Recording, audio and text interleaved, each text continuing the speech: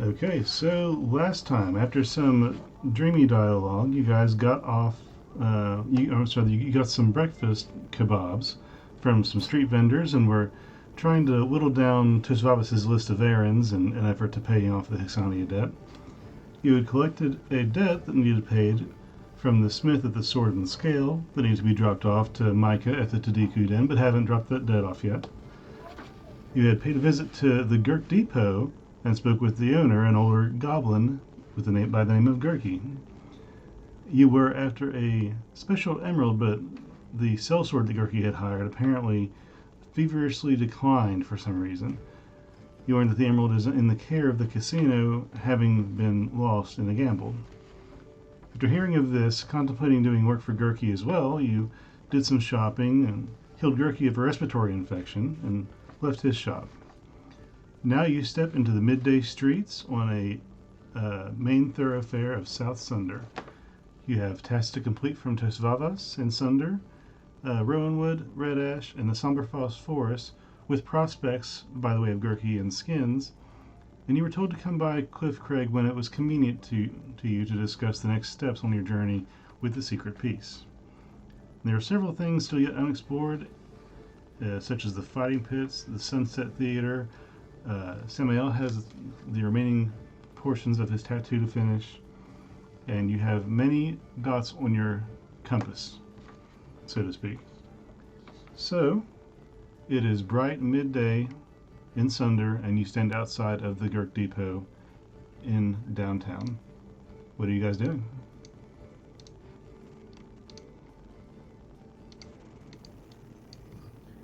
I'm trying to decide what to do. Ugbor burps and scratches his ass. Pel says, well, if you guys want to take up anything you want to do, Sam needs to get the rest of his tattoo, so I will escort him that direction. So, out of game. Mm-hmm. We just want to play this off like this is what we're doing while they were getting money stole by hookers and stuff. Time wise, that doesn't affect. I was going to play it as they are getting the rest of Samael's tattoo while you were doing whatever you want to do. Okay. Alrighty. Because the full colorization of a large dragon sleeve will take some time.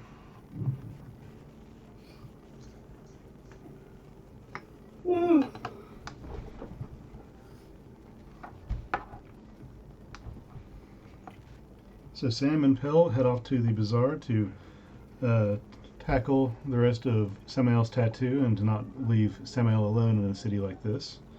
And Ugbor and Vorhik are by yourselves, roughly in the main streets in front of the Gurk Depot.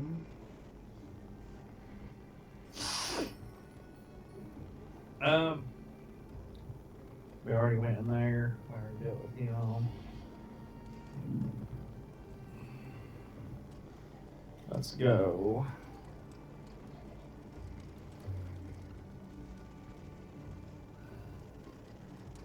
I'd like to check out the fighting pits. I don't remember what we call them. Yeah. Mm-hmm. I'd like to go check that out. Yeah, me too. Even if we don't compete yet, because I don't think it's time for the event. Just so we can get a rough lay of what to expect. Right. Okay.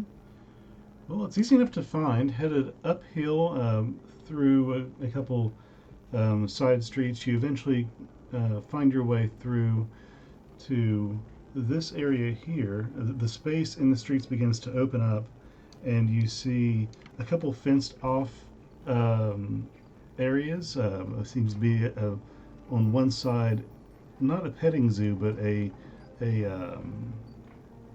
hatchery and nursery for small animals, and the other side seems to be connected in some way to that, but totally separate as far as the land is concerned.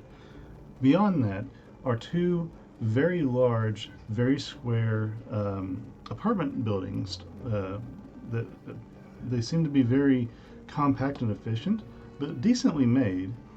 And outside of these buildings, you see people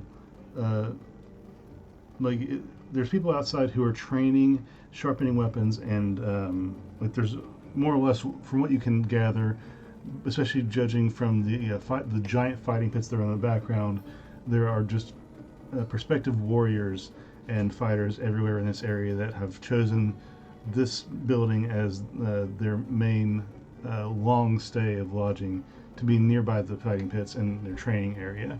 And there are several people sparring with each other in different fashions. There's a lot of empty space here between these apartments and the fighting pits beyond that is littered with, other than it being just flat dirt and sand, there are archery targets and sparring, straw stuffed figures, and all manner of training grounds for people in this area. Um, all this to say, there are still designated paths that cut the way through these areas, leading up to the fighting pits where general populations can pour into the separate arenas for spectatorship.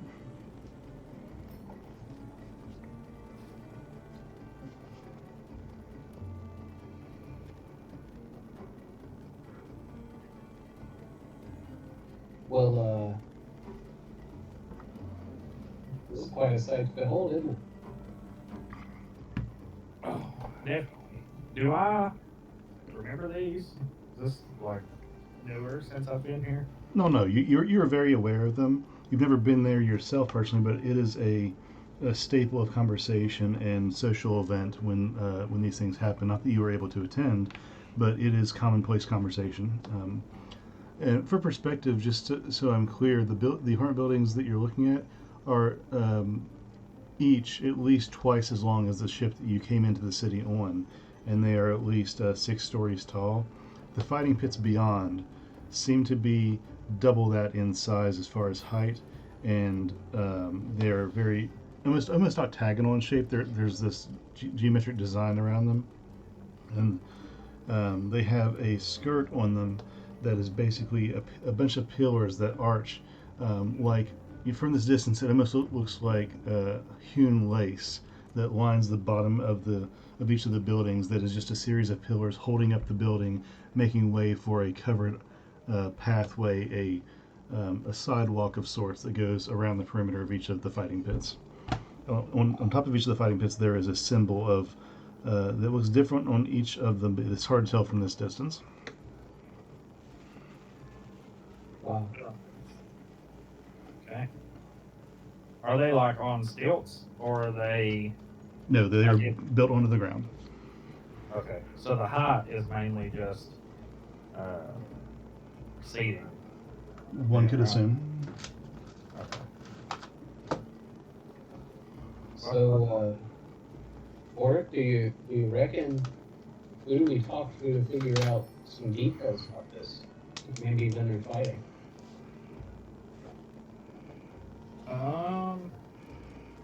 Do we see anyone training right now? There are several people out sparring right now. It is midday, so there's people coming and going from the pits themselves in various degrees. You're assuming there's training taking place inside the pits as well. Maybe some private competitions, as you can hear some not only just chattering but some weapon clashes in the distance. But around this area where you currently are, next to the apartment complexes, there's a few people standing by and doing their own thing, and there's 2 sets of people who are sparring off to the side of where you're at.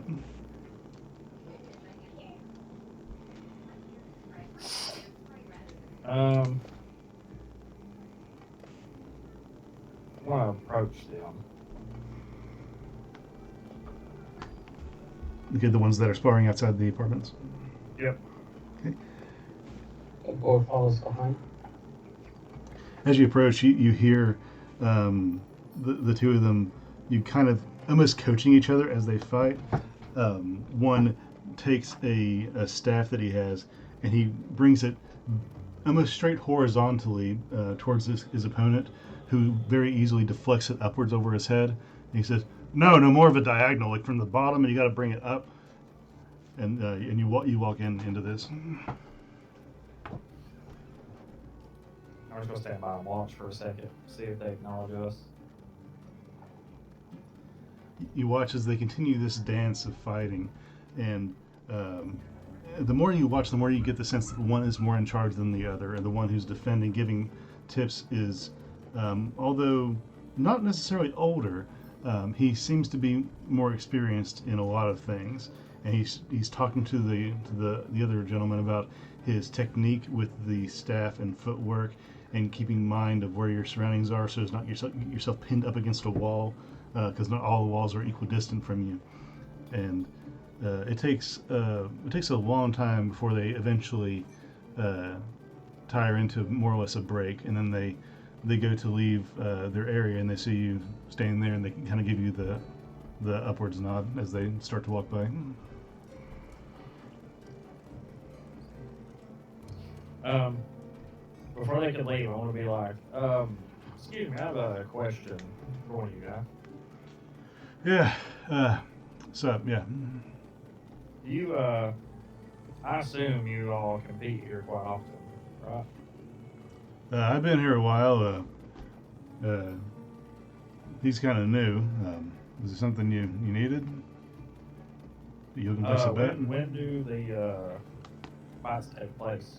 Are there specific events that are scheduled? Or are there I mean, celebrations that happen? Or they take place kind of all the time. There's the Grand Championship and individual tournaments. I take it you're relatively new here. you can say Yeah. that. Yeah. Well, we'll start off with my name is Shiro, and this over here is Nuskin. Like I said, I'm relatively established here, not in any kind of big regard, but I've been around a little bit. Now, well, he points to his friend Nuskin. Both of them are humans, by the way. He points to his friend and kind of gestures them off. You take 5. I'll help them out a little bit. You go get you some water. The guy kind of nods and still breathing very, very heavily. All right, well, I got a minute. If you guys got time, I can kind of give you the once over. Okay. Yeah, we were interested in joining. If you could like send us in the right direction or give us a name, someone to search for. All right, all right. Well, let me ask you first. What's your preference? How do you fight? How much fighting have you done in your life? Quite a bit. He's looking both at you and Ugbor and sizing you both over, and your battle scars and your physiques. Okay. Well, depending on what your fighting style is, you use this area to train yourself up for as long as you want. Nobody's gonna come bother you. It's an open area. To start off with, there's 4 main pits over there.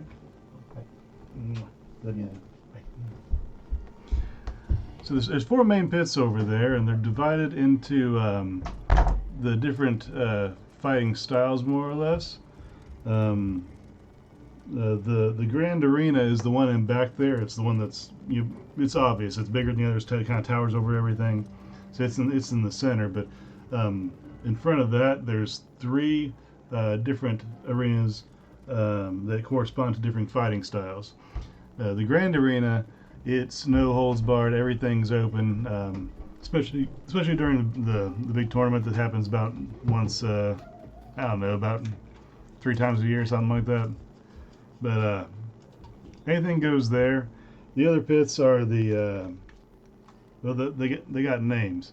One's the Chaos Cage, then there's the Blade Pit, then the Bear Pit. The Bear Pit has the symbol of a blackened grizzly on the top of it, but it's just a cutesy way of saying you use your bare fists. You don't use any weapons or magic or anything like that. It's just hand-to-hand combat, and that's kind of what that's about.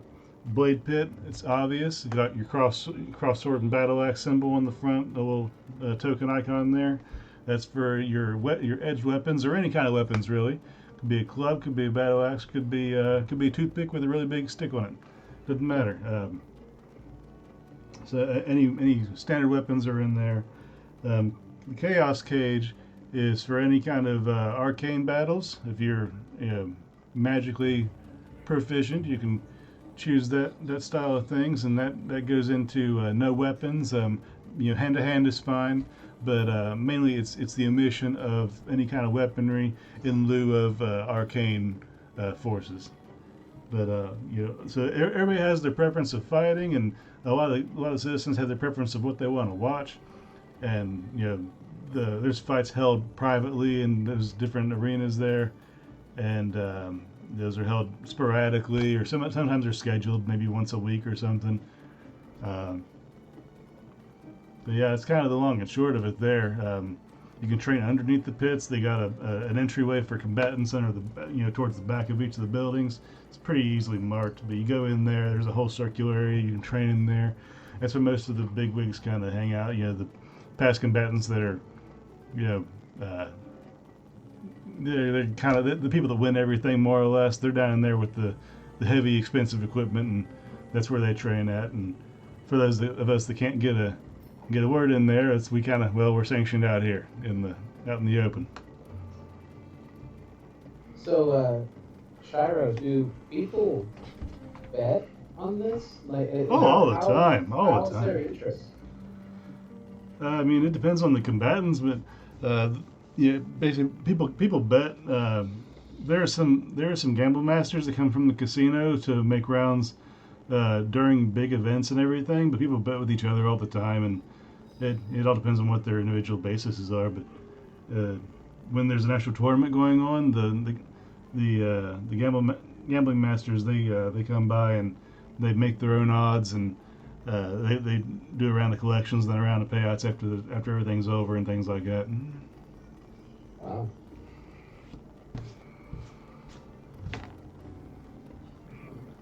Yeah, are you looking to start anytime soon? Are you looking for a couple months lead up or something? Or, I mean, we got a private event happening later today, and there's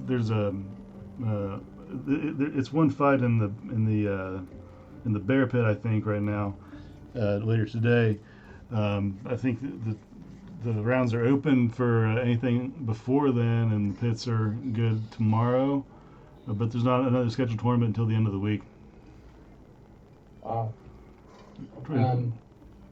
When is that bear pit fight later today? Like, when is that? Oh, we got a couple hours. It's right before nightfall. Who's fighting? I have to think of I have to look into it. If I had to guess, it would probably be Wallen and probably somebody else. Wallen likes to take his rounds in the bear pit from time to time, although he heads towards the main arena. Wallen's the main guy around here. He's the champion. He's basically won the last couple the last a couple. The main champion, the main tournament, the big championship in the main arena. That's what I'm interested in, is the main arena. But Oh, so you think we could get our feet wet? Oh yeah, totally. Now something else to consider, because this is probably a big thing I should mention. Now I think about it, in the main arena during the actual tournament, during the main tournament, it's surrender or to the death. The other ones are always to surrender or unconscious, but if it's the grand tournament, it is optionally to the death. And Wallen takes and leaves a couple things there. Last time, there's a lot to get into. Wallen, the last time he fought and won his grand championship, he did kill the guy, but mostly I'm going to emphasize mostly before that, he has a ritual that he kind of does, but yeah, he for the most part he just maims people and leaves a mark and stuff. He has reasons and things, but if you see someone around here walking around that is missing one of their eyes, it's probably his doing if they ended up in a ring with him.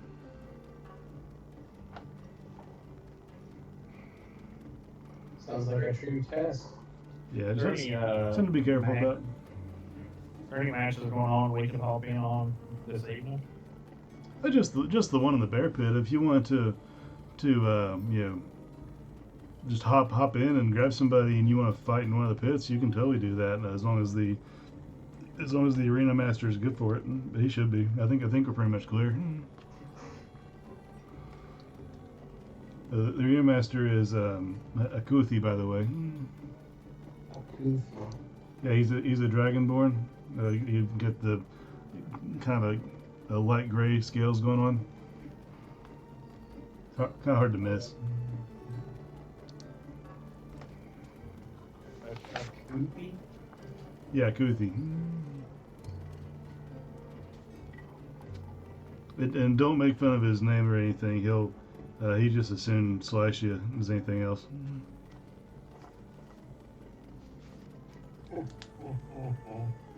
I get it.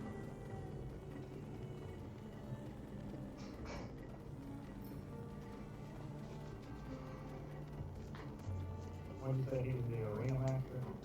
Yeah, the ringmaker. Rings. You guys need me to kind of lead you around and introduce you and help you get a match set up or something? You want to get your feet wet a little bit? You want to train or anything? Training sounds good. Are there any people here said to be swords masters? The last Blades champion we had was Bosley. He's been Blades champion for a while. He's been after the Grand Championship, but he's not had a proper run at it, really. Possibly.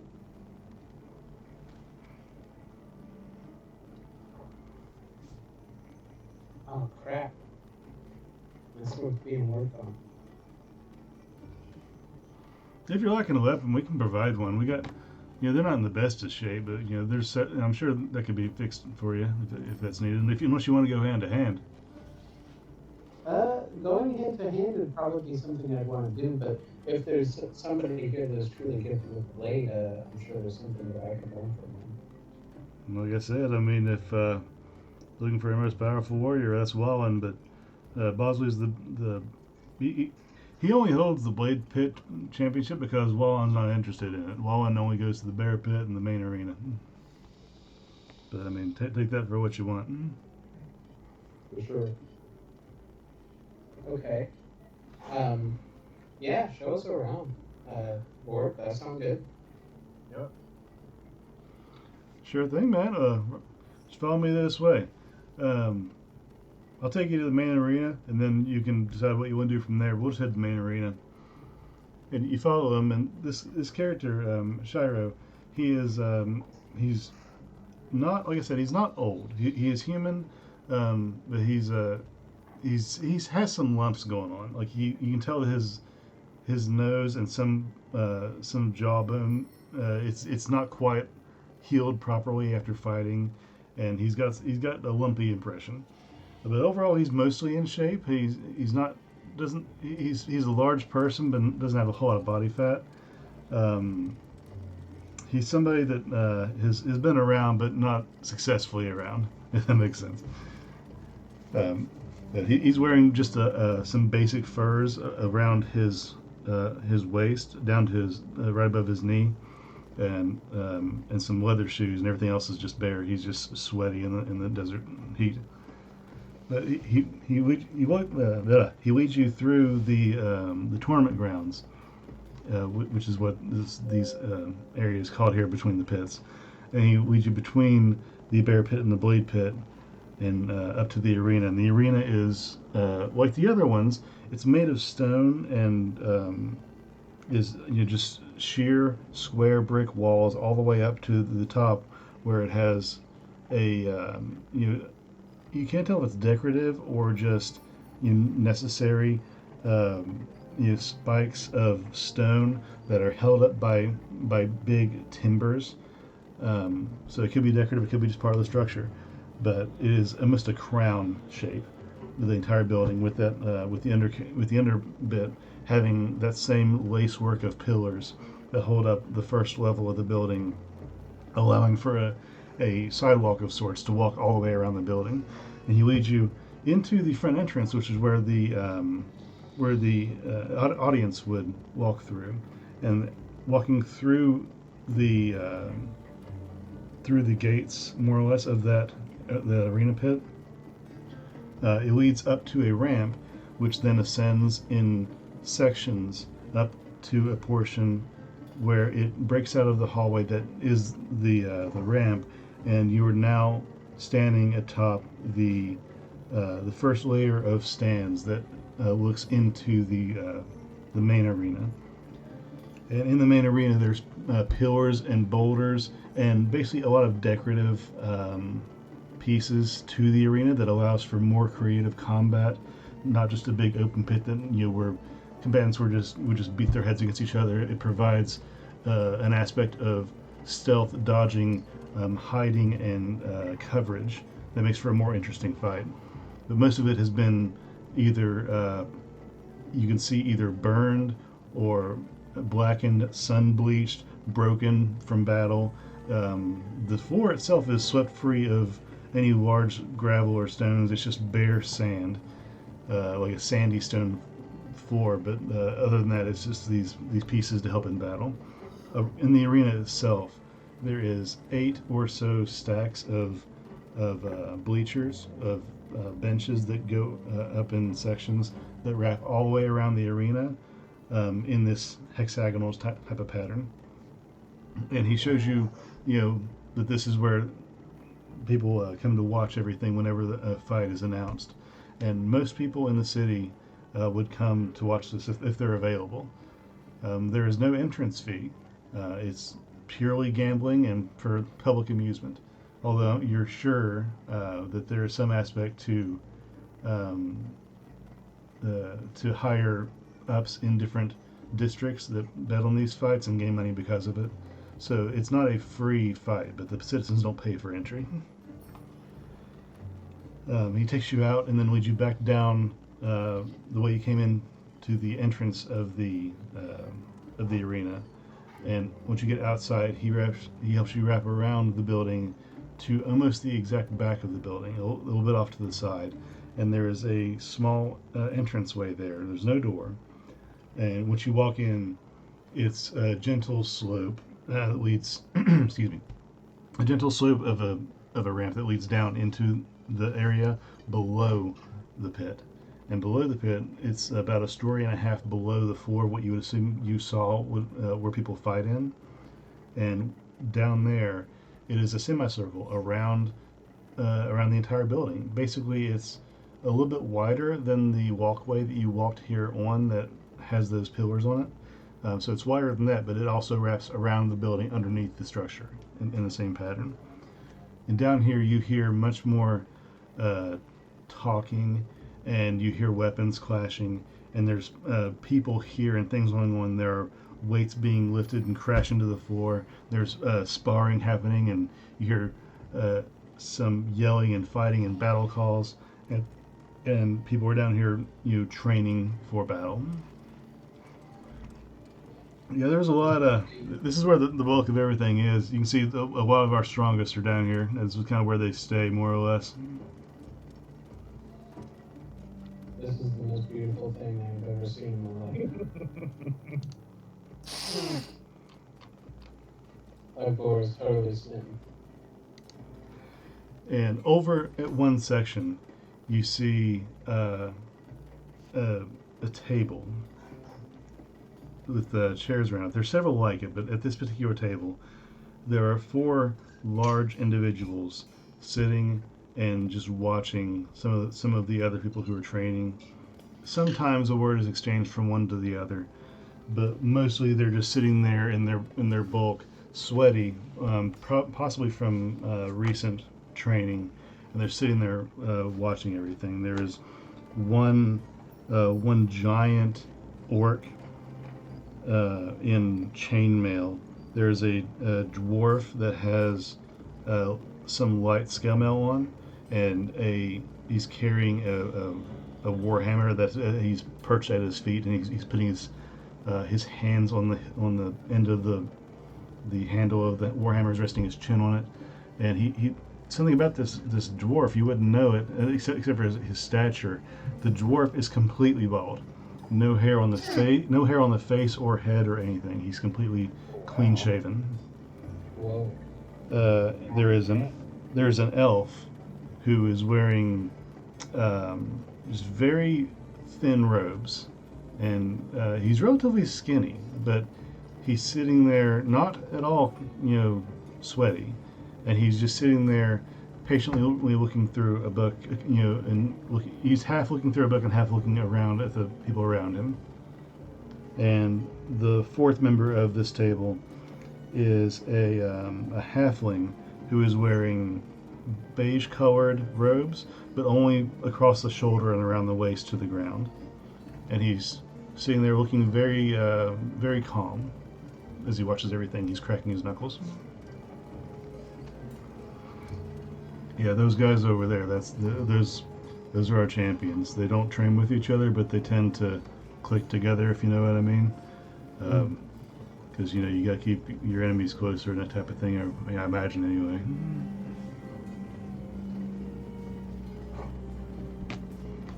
But yeah, if you're looking for a fight, I'm sure you can find a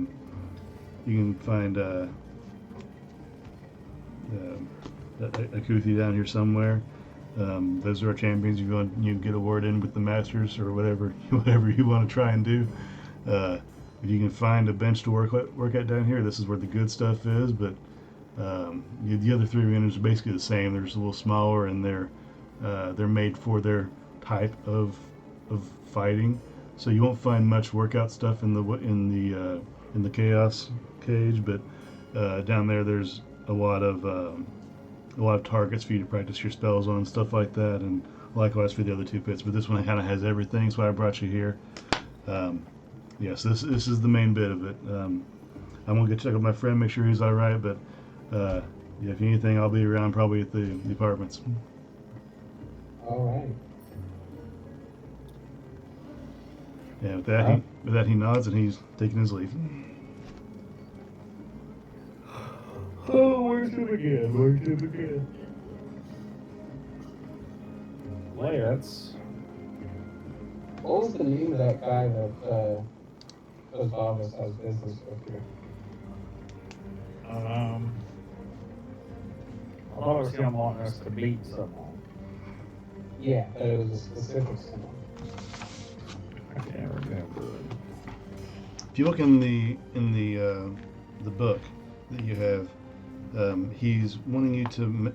One of the tasks is to ensure that he does not lose a bet by having Bosley win a fight. Oh, so we gotta. So Bosley has to be the one that goes down. Okay.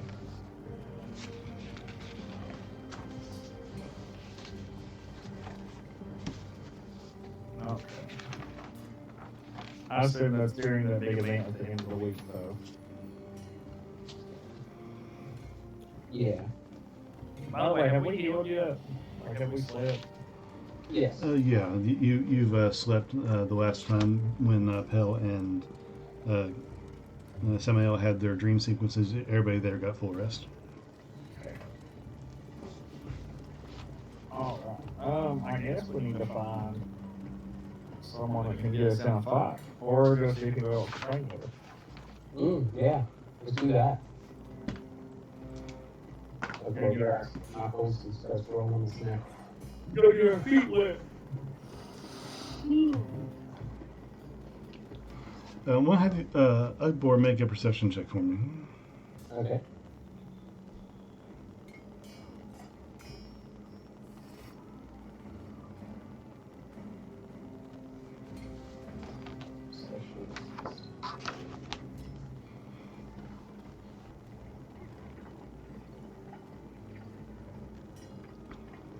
Ooh, Okay, miserable. good to know. So, where were you guys headed? We're looking for. I guess we're looking for the ringmaster. Okay. Which way did we head off to? Well, you after you were guided down the ramp into the training area of the main arena, you walked because this area is a thick donut, more or less, that goes around the entire arena. after you came in, you headed left a little bit, which is where you were shown where the champions are, and you did not see Akunthi in this area, but you assume he's nearby, but you don't see him in this section. But from where you are, going clockwise around the donut, you see the champion sitting at a resting table, and other people fighting and training. And behind you, counterclockwise, is not only just the exit here, but more areas of training and places not quite so heavy with people. I reckon we could head over to the Champions Circle, see if there's anyone. Let's do it. So, as you walk up, and this whole area smells of blood and sand and sweat, and it's just a very humid portion of the city.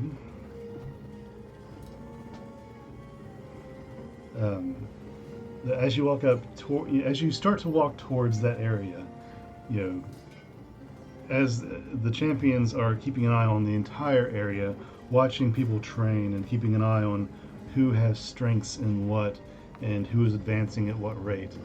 Their eyes catch on you guys walking up to them, and you see the dwarf look over and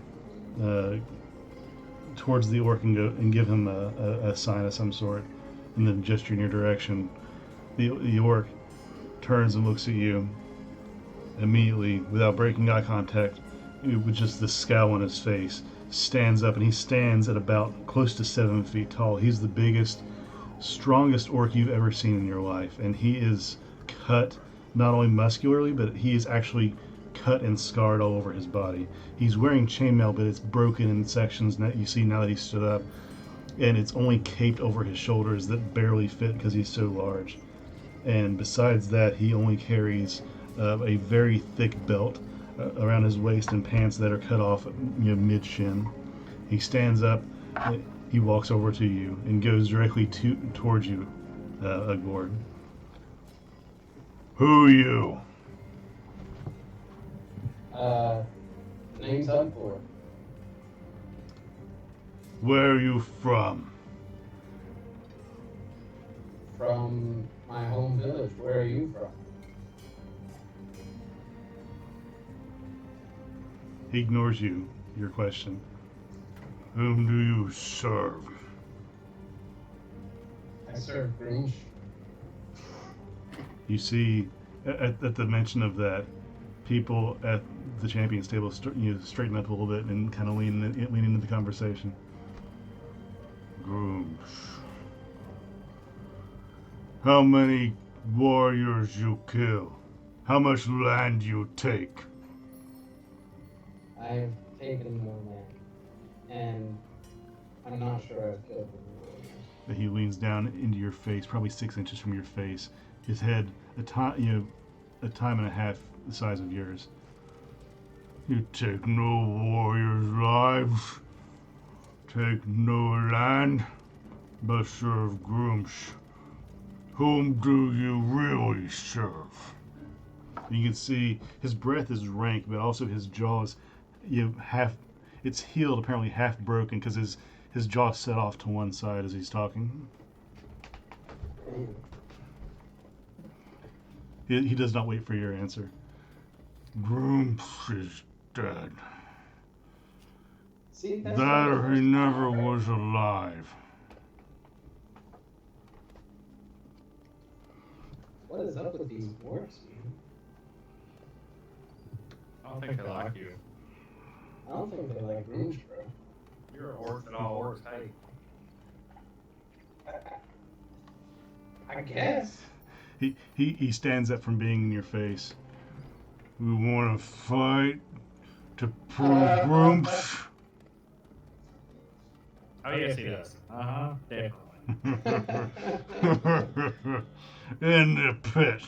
And he gestures with a finger towards the pit. Okay, but so what kind of fight are you and I? Are we gonna Weapons. spar?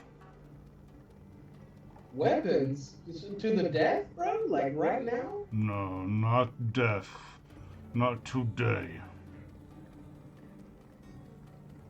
Are you afraid your God won't protect you?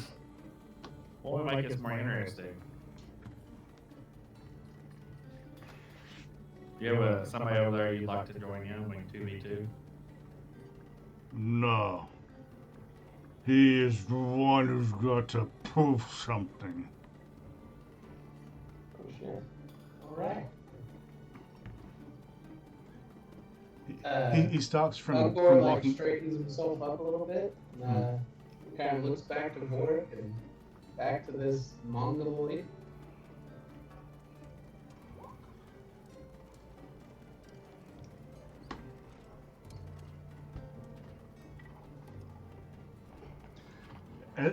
As Wallen is walking towards the arena gate, you see a dragonborn walk down the ramp out of the arena pit down into the training area, and he heard apparently Wallen. Oh, excuse me, because the first thing he does is go up to him, and they meet at the entrance of the ramp. Not today, Wallen. We got cleaning still. It's gonna be a bit. And Wallen turns back to you and starts. He walks back over towards you at that. Later. Yeah, and he crouches down slightly to get not in your face, but not in the same way as before. More down on your level. Because he's about 6 inches, almost a foot taller than you. I was at the Battle of Bergma. I went in there for Grumps. I fought this side, and he points towards the ground. And I fought my brothers. Adelcaster, and he points a big finger towards some wall. You're not sure which direction he's pointing. Adelcaster sent my kin, our kin, to the front lines to fight for him. It was hard fought, many died. I called on Grumps for strength and received nothing. Nothing but spit. I saw the orc from Preston kill Dergma.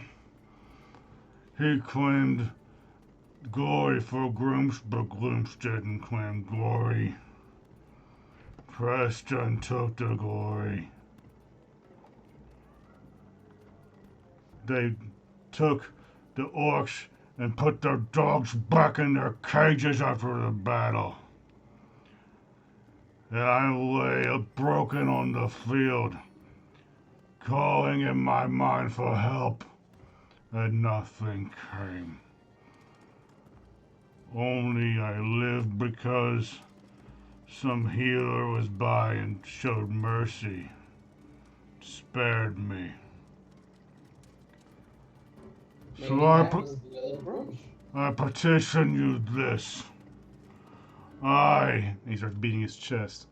I am stronger than Grumps, for I yet live, and Grumps does not. He stands and starts to walk away. Back to Vorhik and like, geez, that dude's so tight, huh?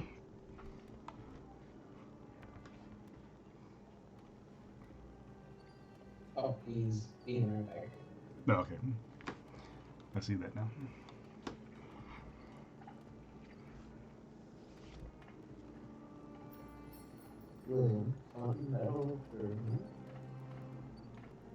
And before he gets back to his table, he calls over his shoulder at you. You owe me a fight. You'll have one, buddy. It's hard to be intimidating on that, right? You see a couple people at the table chuckle slightly as you call him buddy.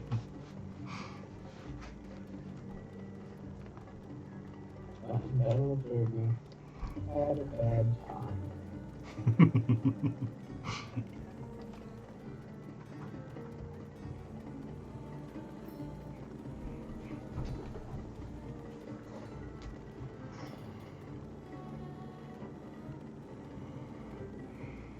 Man, I had not adequately prepared my character to be able to understand the political implications of this because I'm playing him now as the player, but not as a Ugbor.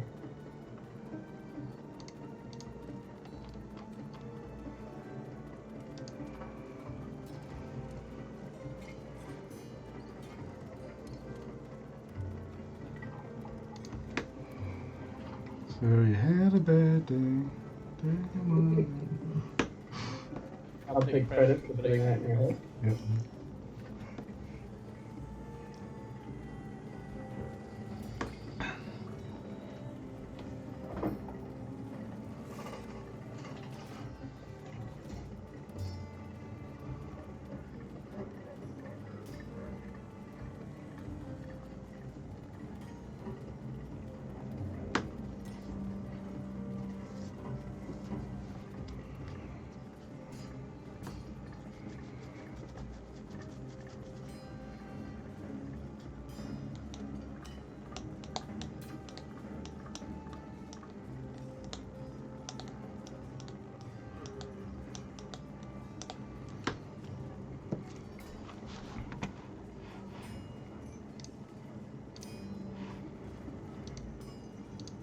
While we're waiting on him, I'll look something up real quick.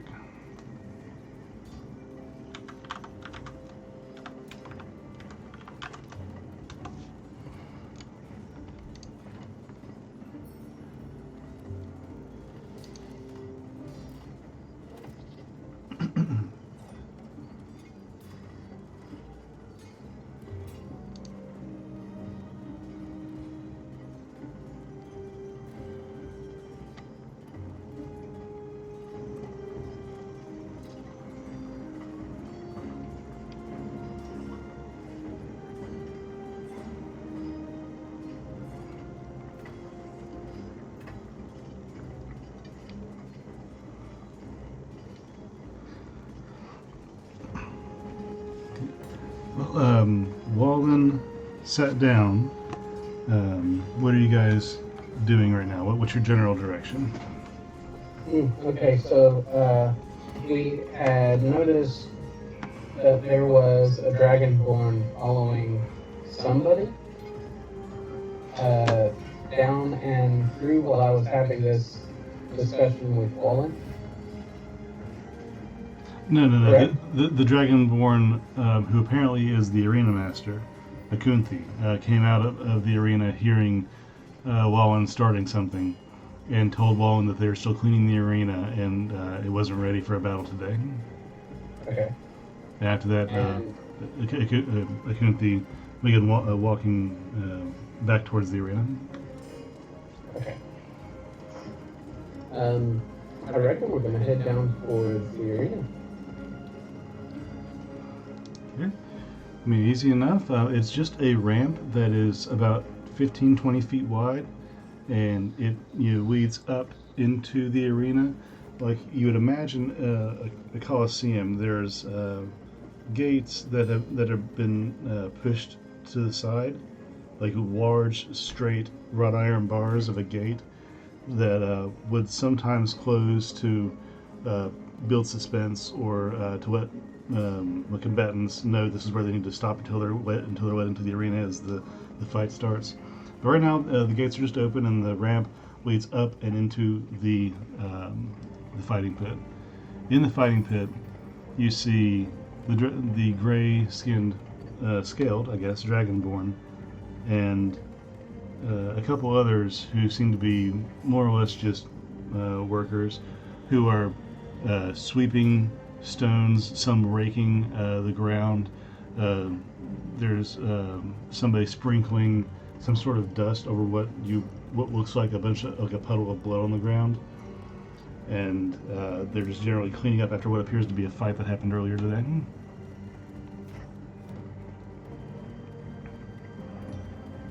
as you come into view. Yes, I can help you. Yeah. Well, I think we kind of have our answer there. We were talking to that big fella, you know, the Lord. Oh yeah, he's a little ambitious. Doesn't wait his turn. Why, you want to Well, fight or what's the deal? yeah, that's actually is what we wanted to do. Okay, well, I mean, not here. It's going to take a little bit, and we have to make sure everything's not scheduled in properly. If you want to fight, maybe in the bear pit or something, I think might be open right now. I don't have any pre-existing arrangements. So what's the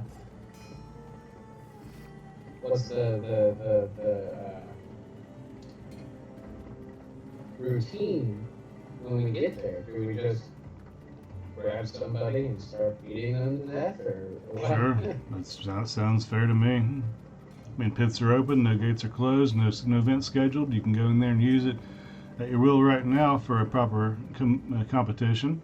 Just know that while you're in there, there's rules need to be followed. What are those rules? Well, I mean, you must tend to the arena specifics for fighting.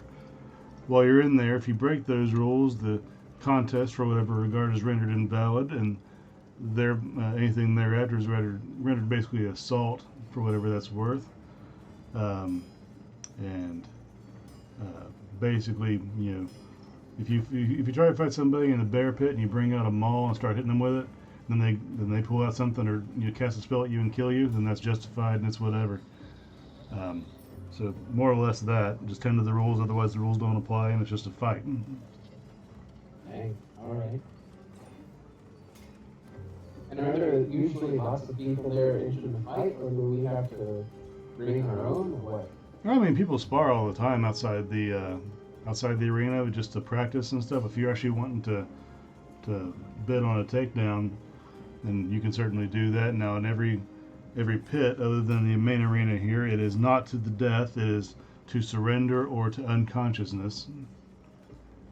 And we have some medical staff nearby that can help with basic things, but don't get your hopes up. Fair enough. Now, other than that, if you want to do that to place bets or even a score or something like that, you're welcome to have at it. As long as there's nobody in there cleaning the pit, nothing in the way. You keep to your own and make sure everybody's aware of the stakes. All right. I'm sorry. I can't wait anymore. I have to go. And I start running towards the bear pit. All right. It takes you not too long to get there. It's pretty obvious where it is and how to get there. It just takes a few minutes to get there.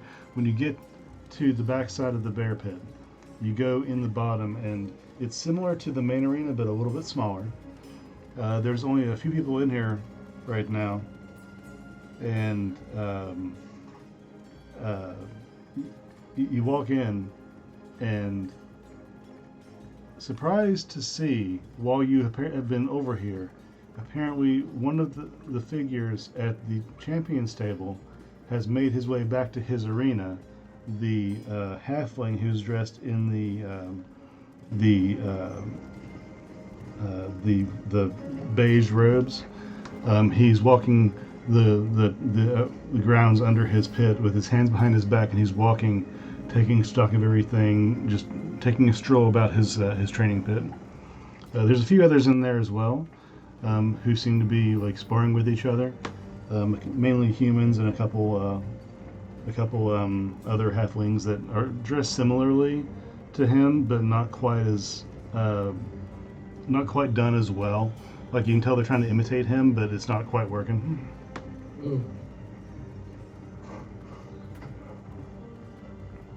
Let's see. Let's approach the few people that are sparring. They're fighting. You see them do some sweeping maneuvers with their feet, trying to knock the other off their feet. He, as one sweeps his foot, the target jumps over it successfully, but at that, he's then punched directly in the chest and falls backwards, getting the air knocked out of him.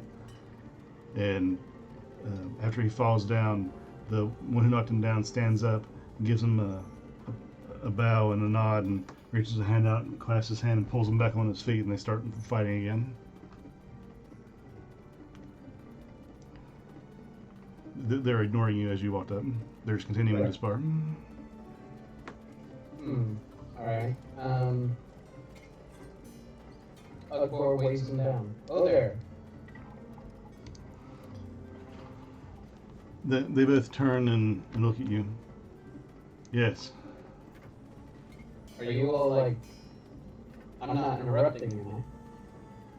Quite obviously, but it's expected.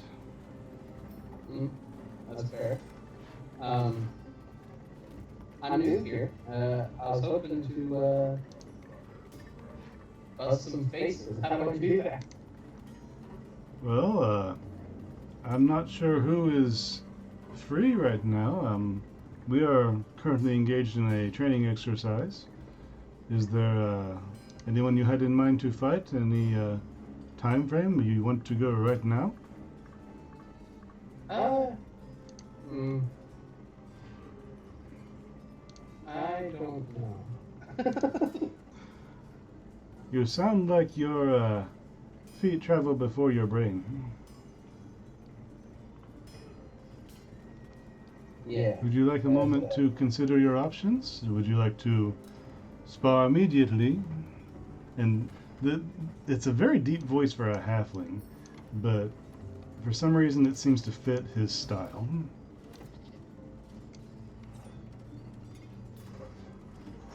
Would you like to spar with me in the pit?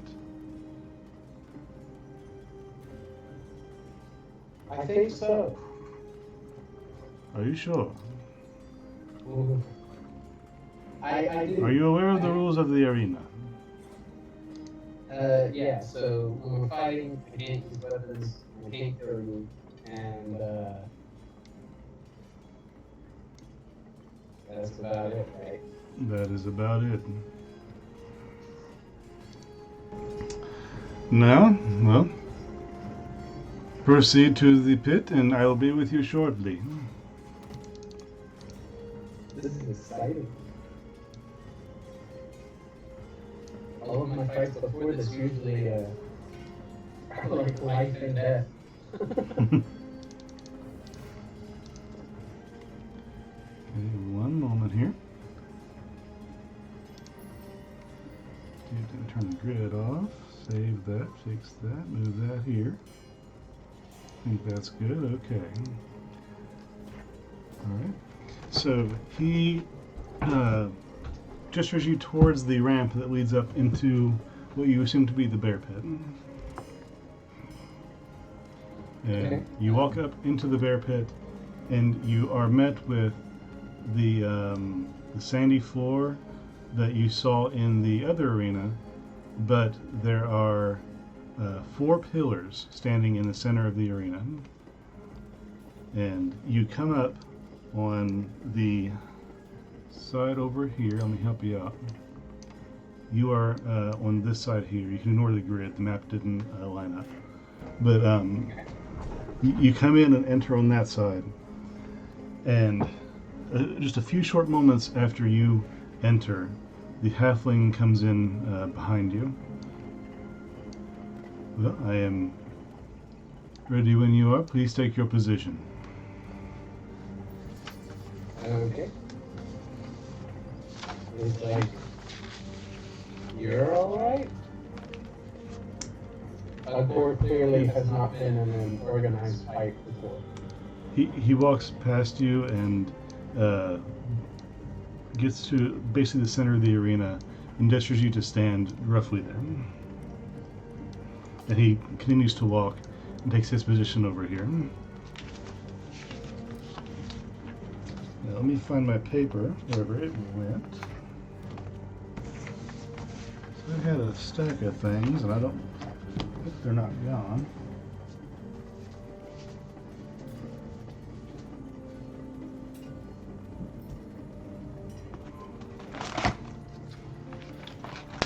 Well, crap.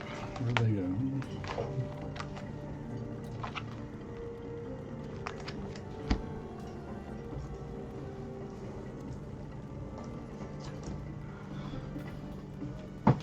Oh, there they are. Nope, that's not bad.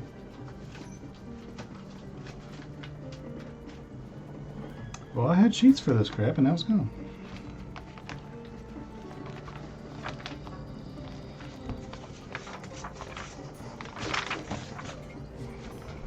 Beg your pardon, one moment. Yeah, you're fine. I think we're still waiting on Vorhik's return. We are.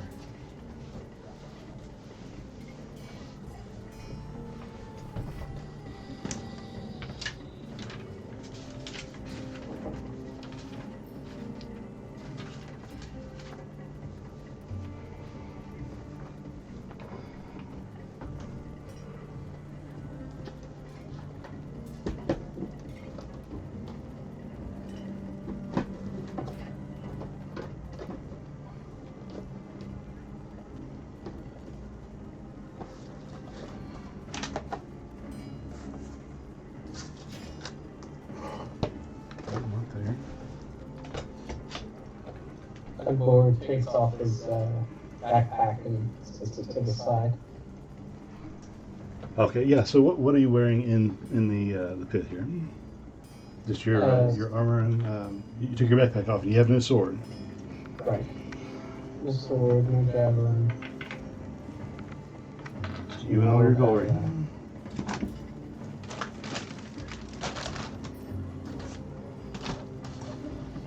You know, I bet I've accidentally forgotten those at work. If they're not in this binder, so I don't know where else they would be.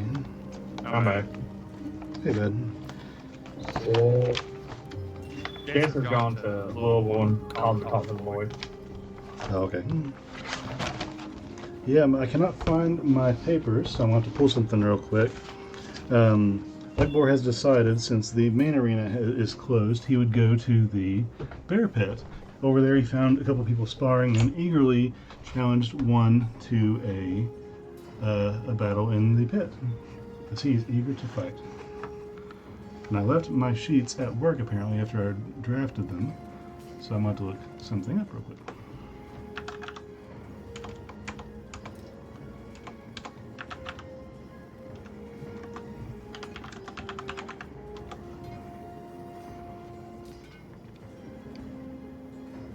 yeah, dude, you missed out on like the world's most awkward challenge to a duel. What did you do? Bro, I don't even think I asked. Like, it was kind of like, so what happens now? And then he presented options, which I then selected. Oh yeah, I forgot you did that halfway through.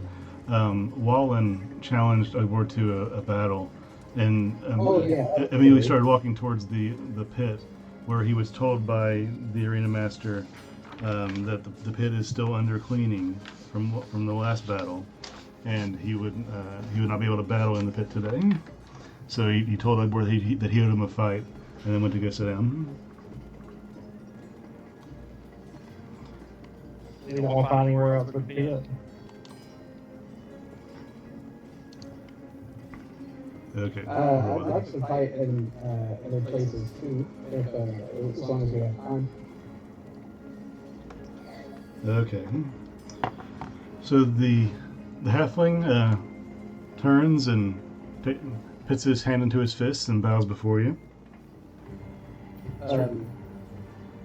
Ugbor stands around awkwardly. I guess he assumes a defensive position. The halfling raises back, standing straight, puts his hands out in front of him, palms up. You may have the first move. Okay. Ugbor is going to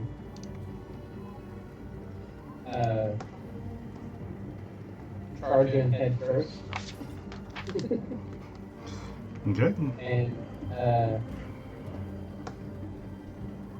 I'm gonna attempt to slide. I'm gonna try to slide into him. Okay, you're sliding Sliding to it. kick. So like, is it an attack or what are you trying to do? Yeah, it's an attack. Okay, so roll an unarmed attack.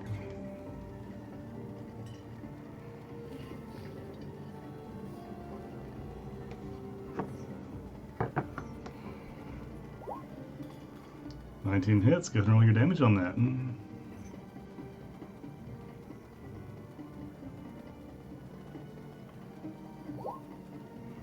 4. Good to know. Okay, well, where'd my numbers go? Well played. Where'd that? Okay. Okay. Anything else you're going to do? Yeah, let's see. I think.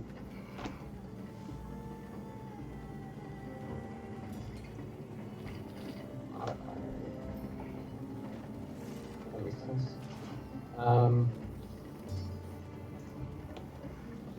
Let's see. I am going to. I don't know. I don't think does extra attack work with unarmed. Does it say specifically a weapon? Let me. I don't believe it specifically says. Check that for us.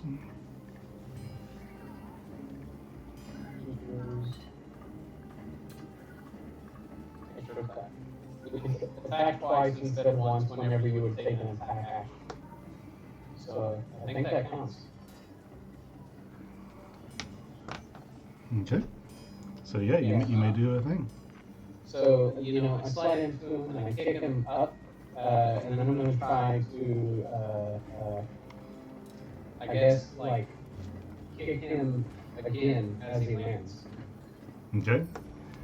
So go ahead and roll a secondary attack. 17 does not hit. Oh, wow, okay. Let's see, and then with that, what kind of distance did I just cover? Is each one of these squares we say in a 5? No, you can measure your own circle as a radius of 5. The grid is not accurate. Okay. So it's like 15 feet. So, okay, I do my hit, I miss the other one, and I back up a little bit. Okay. So you slide and knock him up, and he catches himself, as he lands. As he lands, and you go past him, missing your hit, and try and carry yourself past him. At that, he's going to take a reactionary strike at you. That's going to be a. Where's his modifier? That's a 16 to hit. I have an armor class of 16. Okay, so that hits. That's going to be. That's 10 damage. Okay. On his turn, he's going to turn around and lunge at you very nimbly. Like you see him take a step and then another small step and then take a hand and jab upwards right at your neck. And he's going You said that to was 6 damage, by the way? 10 damage total. 10 damage, okay. And so he's going to do like a full flat-handed jab at your throat for a 19 to hit. Okay, and that hits. Okay. Damage on that. Uh-oh. That's my road. Hang on. Maker. Damage on that is 7 damage. After he hits you in the neck, pushing you backwards a little bit, he's going to take the advantage of you feeling the punch on your throat. He's will whip around and try and kick you in the side with a secondary attack. Okay. That is a 9 to hit. So that misses.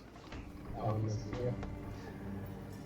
And he's going to fall backwards and just ready himself before you. And that's going to be his turn.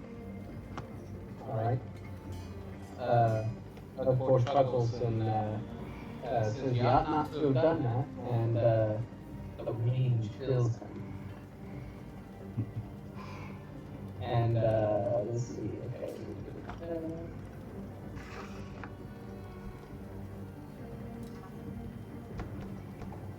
I have to reread this this rage thing every time I use it. I'm so sorry. No problem.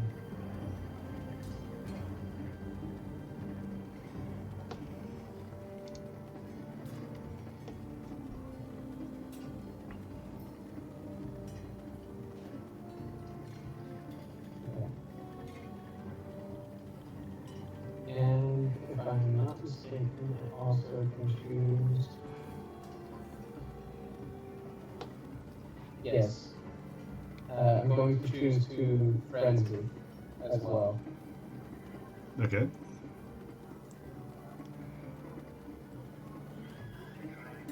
Yeah. Okay. So, right. So the rage fills him, and he frenzies and starts throwing some wild haymakers at this dude. Okay. Go for it.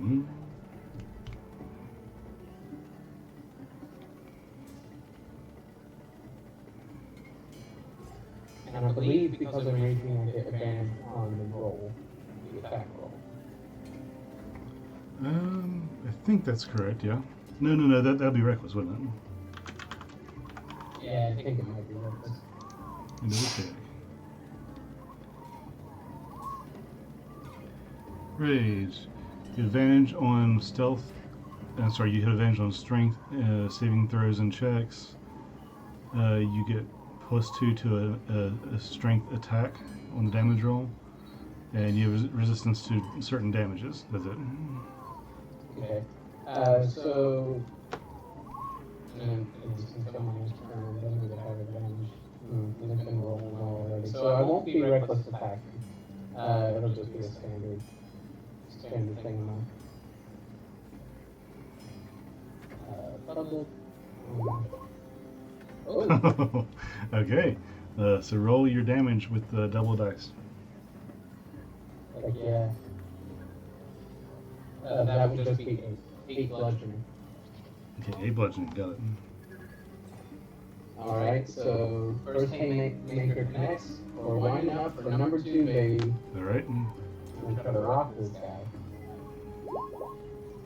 That's a miss. Alright, and then because of my frenzy, I can use a bonus action to then attack again. Okay. This time, we're going to put our hands together into like a single club, Just and we're hammer going to him. try to pull him up and get him right under the chin. All right. 24 does hit. Alright, and then that's 4 bludgeoning. Okay. As you punch and get him right on the mouth, he then lurches back reactively, and you causing you to miss your secondary attack. And just as he gets his footing again, he looks up to see your just hammer coming down on his head, and he dodges out of the way a little bit, but not quite enough, and you get him on the shoulder and just hammer him down onto the ground. He catches himself and stands up and spits some blood on the ground. You're not a totally lost cause. Then he's going to take a quick jab right under your stomach. Just up and under. And that is a natural 20 to hit. Oh, baby, alright. So it's going to be 6, 7, 8. It's 12 damage. And he's going to take a secondary attack after hitting you in the stomach, making you curl over a little bit. Just the way your body reacts to that, you kind of curl over a little bit. And as he waits for your face to come to him, he's going to try and hit you right in the chin, just like you did him. But unfortunately, he rolled an 8, so that's going to miss.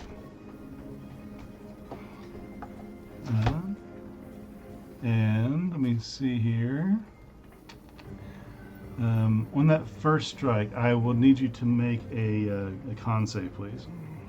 Okay.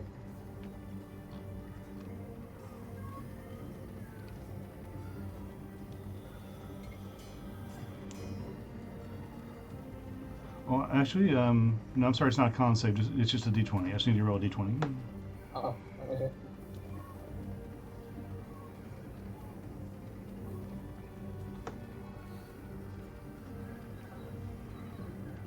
Did you get that? I don't think so. No, it didn't come through.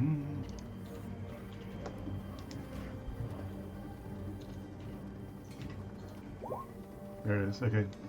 No, so as he hits you in the stomach, you feel this energy come out of his hand and just pulse through your body up into your spine. You are stunned. I cannot be stunned. Can you not be stunned while raging? I'm pretty sure I've become impervious to those things. Let me see.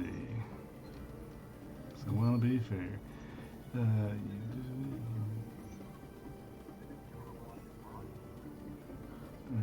Yes, you can. No, I can be stunned. Okay. So, yeah, so you are stunned for 1 round. Okay.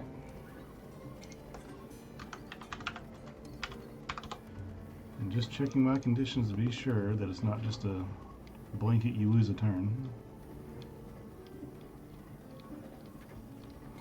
So a stunned creature is incapacitated, so you can't move, speak, or you can only speak falteringly. Attack rolls against you have advantage, and you automatically fail strength and dex saves. So yeah, you basically lose a turn. Okay. I So- accept this. So Ugbor just reels over the. Oh, that really. oh, it's going to get a lot worse than that. And he kind of parries around to your side over this direction, and as you're falling, he's going to come around quickly and try and punch you in the back towards the kidneys. Okay. It's going to be a 16 to hit. That would hit. Okay. So the hit on that one is 6 damage. Okay. And let me double check myself here. Okay. And that's going to be it for that one. And after that, he's going to just kind of stand and wait for you to recover, like, almost mockingly, just standing and letting you catch your breath. So yeah, it is your turn now. Wincing and holding his side, he kind of shakes it off and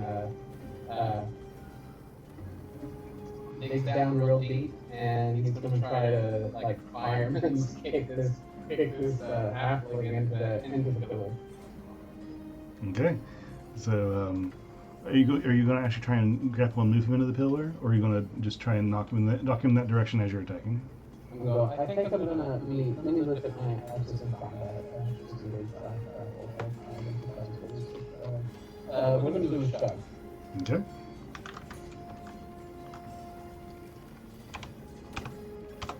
So, familiarizing myself. That's just a combat strength, right? Or 5 feet on a loss. Let's see. Where'd he go? Why is this so hard to find?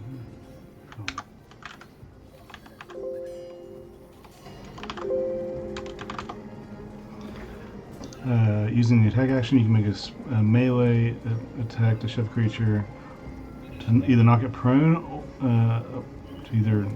or push it away from you. The target must be no more than 1 size larger. Okay.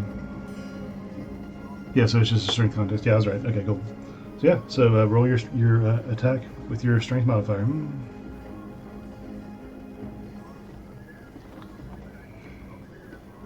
I gain advantage because I'm raging. That is true. You do. 12, and he rolled a 5. His modifier does not help him there, so you succeed in your shove. Are you knocking him prone, or are you knocking him away from you? I'm knocking him towards that pillar. I want him to hit the pillar. Okay, so you take him and tell me how you shove him into the pillar. Right, so I kind of like arch forward and take my right leg and lead it out in a forward kick. Okay, And then and my arms back to kind of the swing. as you kick him, in the upper chest, shoulder-ish area, he falls backwards and bashes his back into the pillar, causing him. I'll roll d4. 2. He causes him 2 damage hitting the pillar that way, and he hits his back and then kind of rebounds forward, takes a breath, looks at you. That wasn't very nice. Neither is this. And he comes up for a Superman punch. Okay, and roll your attack because you're frenzy. No, this will be your extra attack. Sorry. 20, nice. So roll your damage, double dice. Actually, hold up. I Okay. think I did that wrong. For some reason, it auto-selected advantage, and I think it should have been more. Yeah, you're right. So that was a 14. 14. 14 does not hit. Let's see. And bonus action, we're gonna try again. I guess he dodged that first one. Okay. If he's still able to dodge the attack after you hit him against the pillar, so he dodges that, then you come in with a secondary attack. Roll the attack on that one. 13 also misses. He's able to quickly foot around you as you're attacking him. All right. Not that good. And he's going to come in with a kick right on the back of your knee. Ooh. That is going to be a 10 plus, what's this? I think it's a 3 anything. Yeah, it's 3, so that's 13. Okay, that was. Yeah. And he kind of gives himself a disparaging, sound, and then he's ready to respond as he waits for your attack. Turn. All right. Towering over him, I'm gonna try to just knee him right in the face. Okay. Roll that. 20 hits. That's gonna be 4 bludgeoning. 4 bludgeoning. All right. Let's see. I think I'm gonna go for some gut punches. Work the bag a little, right? Okay. 17. That is going to hit. Roll damage on that.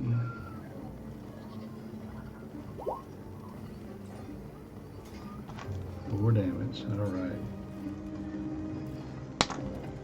So he's going to be winded by that, and he's going to take a second to stand fully back up, and he's going to circle you a little bit.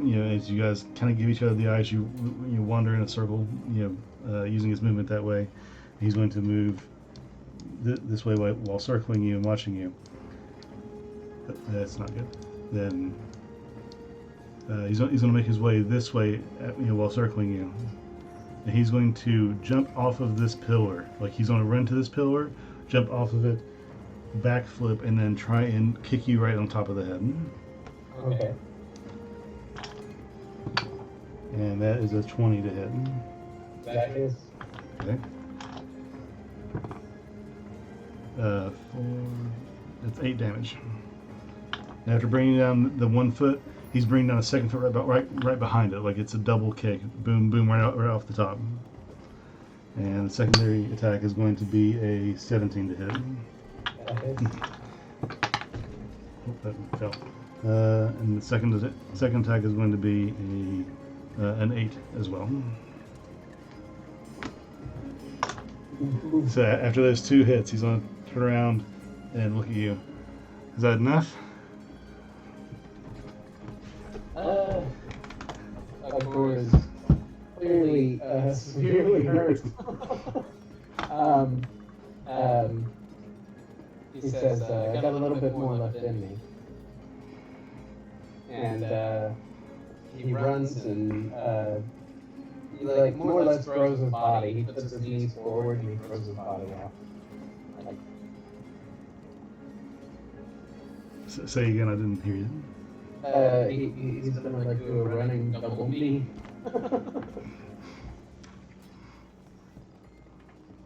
Okay, so go ahead and do it. It's gonna be 4. Oh, did you roll the attack there? Okay, I see. I must miss it. Okay, you have 4 damage. Yes, I need 4 and 4 bludgeoning. You hit him, and he seems taken back by the fact that you were still able to hit him after taking such a blow. And he's a little woozy, but gets in control of his senses again. All right. So, let me know if this hurts. He's gonna come around and do one step to the right, step to the left, and then take a left jab up under your arm. And that attack is going to be a 15 plus 3, 18 to hit. That is. Okay, he's rolling good. And that damage is 6 damage. Alright. You see him take a step back and he's going to actively position himself, getting ready to receive an attack in retribution from you. So he's ready for you and he's staring at you. Okay. I'm going to try to kick him again. Okay, with your kick, it's going to be at disadvantage because he's waiting on you. Let's see, I think I might do this one reckless. Okay, that'll make it even if you do. Yeah. I'm going to do reckless. Okay.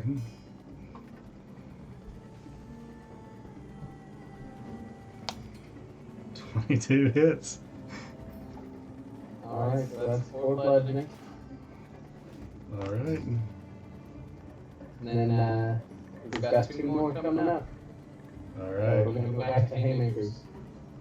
Now these are these considered reckless in that way or no? I forget how No, that works. so reckless, I get advantage on that first one, Okay. which in this case it just evens out. But then after that, you get advantage to attack me in Right. the next. Yeah, I just didn't know if the reckless carried over, but okay, cool. So yeah, was the 22 the secondary attack or was it the first one? No, it was the first. Okay, so yeah, go ahead and roll your other attacks. 9 misses.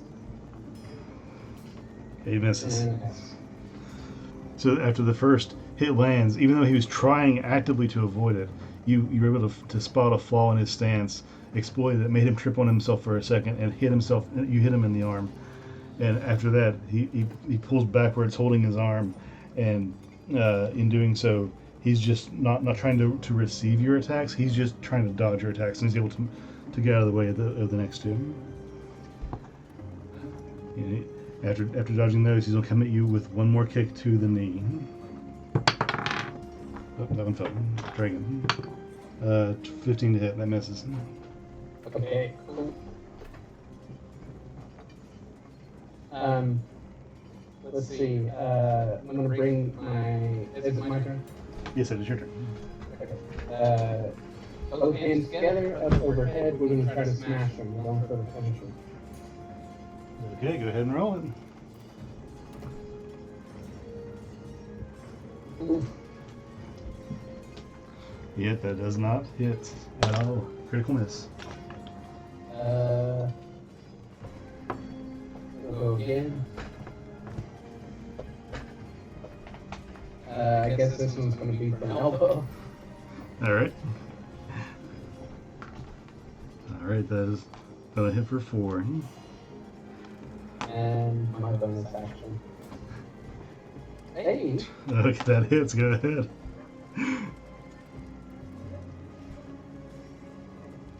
Okay, with that last attack, describe what you do exactly.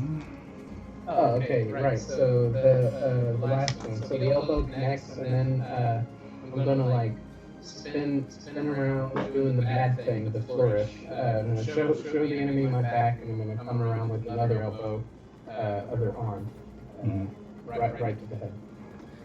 And as you do, you hear bone crack as you drop him to the ground, and he falls down on his hands and knees. I yield.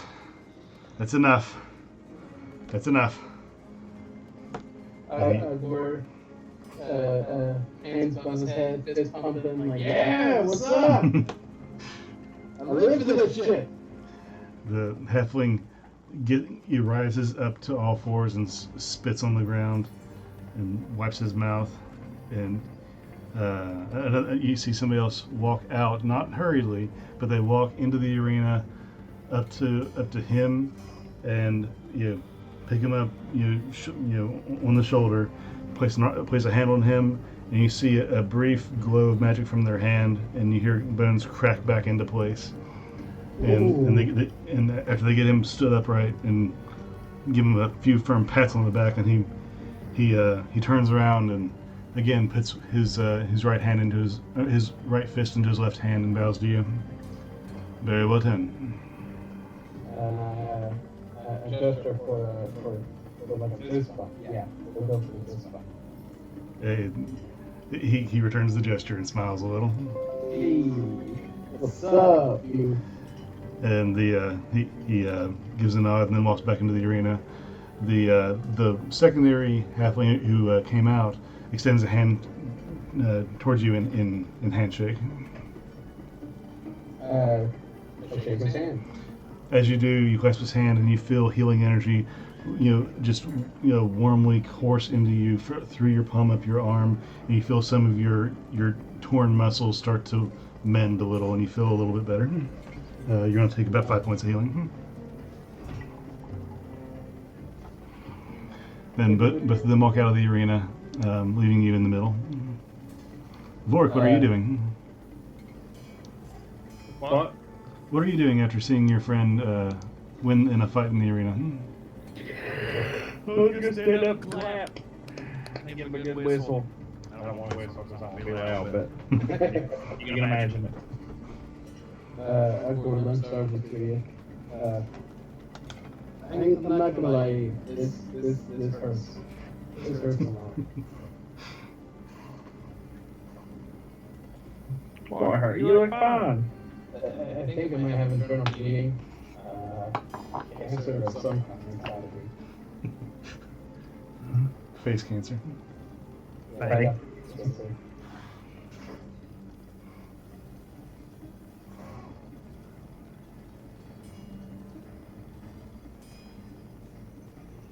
Okay. You guys are in the arena. It is getting towards the evening. Not quite dark or anything, but it's later in the day for sure than when you started.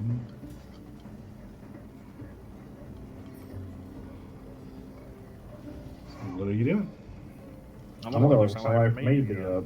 Yeah, dude, let's do it. It's fine. Oh, we should go over to the chaos cage, bro. Is that like magical or whatever? Yeah, Mhm. you might need to use your daggers.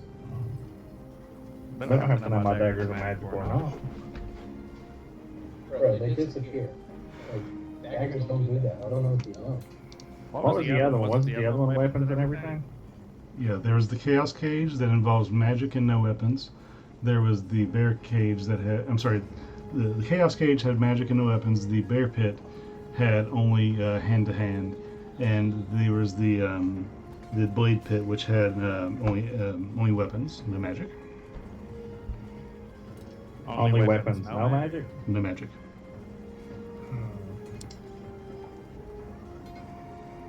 And by the way, the blade pit is probably where we're gonna have to make Bosley lose his thing. Well, I'm just wondering how they would see these. If I would fare better in the Blade Pit or in the Chaos.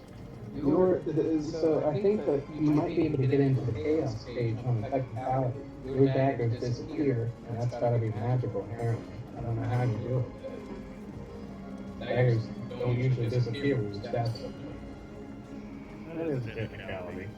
Let's go over there and see. So you guys are heading to the Chaos Cage? Yeah. Okay. You walk into the training area of the Chaos Cage, and it is far more tame than the other areas. The Chaos Cage is not an area of physical exertion. It is an arena to test your might of will. And as you get closer to the area, you see that it's not stocked with weights and weapons and training benches. It is stocked with scrolls and books and mainly empty areas with targets. And most of the targets have been broken, shattered, remended, burned, and healed over and over again. So they look like a patchwork Frankenstein of a humanoid target made of straw and clay. There's a few people walking around, but most people are involved in their own tomes. And they are... Ugbor is actually has one level of exhaustion, by the way, because you enabled your frenzy. Yep. But yeah, you get in there, and there's only a few people reading, and one person is up and is testing a spell, and you see them looking at their tome and back to the target, and absentmindedly flicking their wrist, and you see energy stream from their hand and hitting the target 3 times with just a sheer force of energy.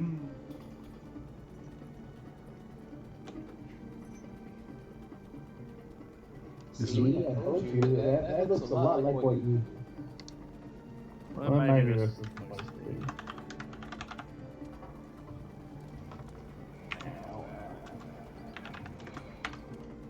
So FYI, there appears to be some sort of, I don't know, structure or challenge system. I don't quite have it worked out, but there is some functionality here that doesn't exist when we fight outside of the city.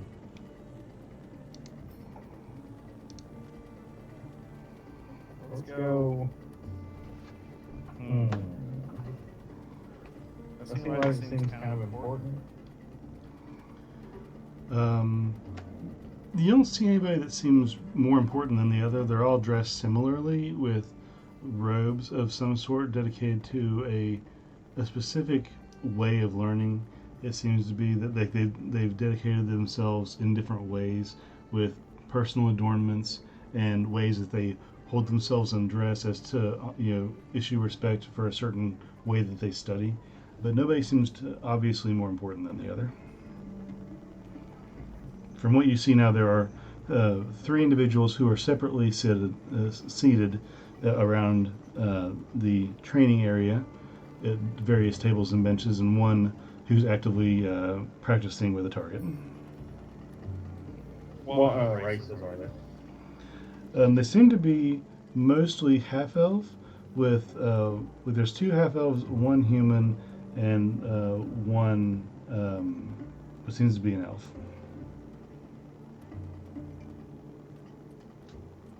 Okay.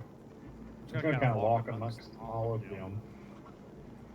No, take it back. I'm gonna walk up the one that's practicing hitting targets. I assume there's other places next to him to also practice, correct? There are.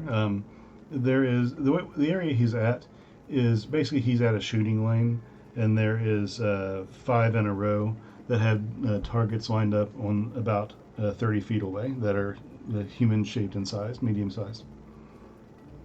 Okay, I'm gonna walk up next to him and then start practicing. Okay. What is he throwing at him? Make an Arcana check.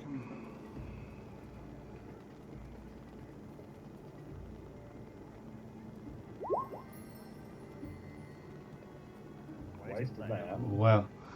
Yeah, he's throwing some low level magic missiles is what he's doing. Okay.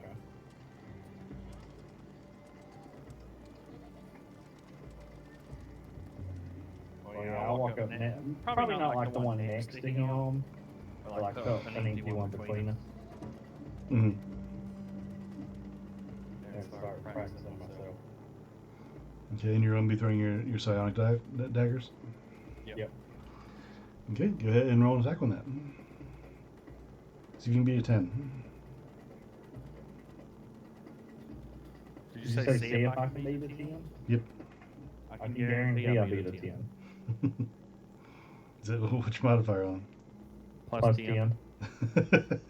How'd you get that modifier? What's the math on that? That's awesome. Yeah, it's plus 10, I promise. Oh, no, I believe you. How's the math work? Is it your wisdom or whatever plus proficiency and stuff, or? It is.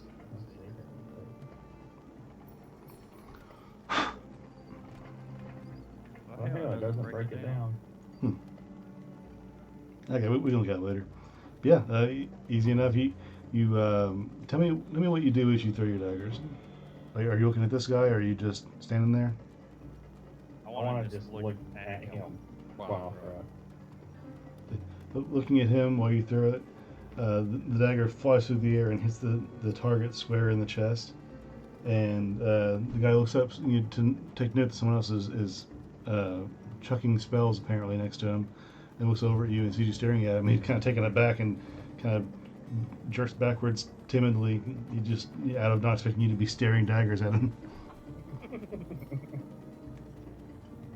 Very well hit. Thank you. He You come here often? I train here occasionally, yes. And he's going to take his hand and raise it up and go out towards the target range and throw a glob of fire down that way. And it's going to hit the target exactly square in the chest as well, and start to cinder on the clay and the straw that is the target. Also, while staring at you. I'm gonna do 2 daggers this time and try one for mine and one for his, as far as targets go. Okay. While looking at him like I did.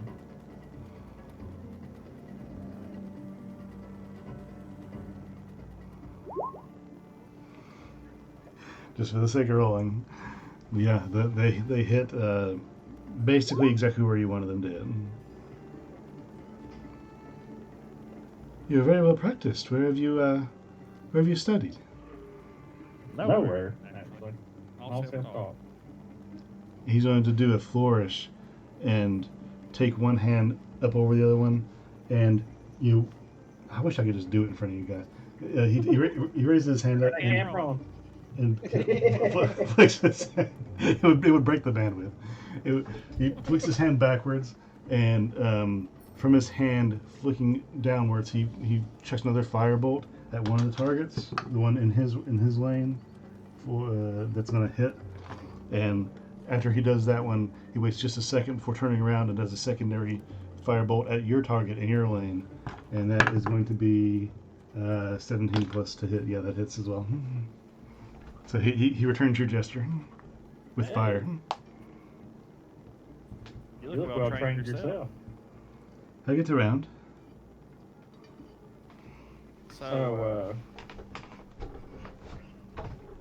what can you tell me about the other individuals here? We all study different courses of magic. Let's just say I tend to, what interests me, there are some here who study different schools of magic. I don't know what all they study. Mages typically keep a lot of that close to the chest for obvious reasons. But I have seen some people here exemplify elemental spells. Some do more essences in conjuration, and some are very proficient in illusions.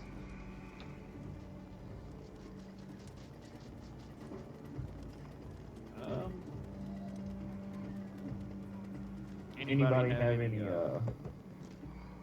duels planned for this evening? Not that I'm aware of. You think any of them would be open to dueling? Am I not a suitable competitor for you? Oh, we can. Yeah, definitely. I mean, we can. I figured we were having our fun here. I mean, it's up to you. I don't have any particular affinity. I simply thought that you were looking elsewhere. No, if you would like to, I definitely would be honored. I wouldn't mind a spar. These targets tend to just sit there and not fight back. It's kind of boring. I agree. Nothing like hitting a moving target square in the chest rather than one sitting still. Well, after you, I believe the gate is open. Shall we do this? He begins to walk in that direction since if you're not moving. I'll take the others, yes. Go ahead and go follow him in. So you guys enter the pit. By the way, earlier I cast Sonic Whispers or whatever, so. Yeah, that's all for 5. So I did that because I was going to cheat for him, but he didn't seem like he needed help.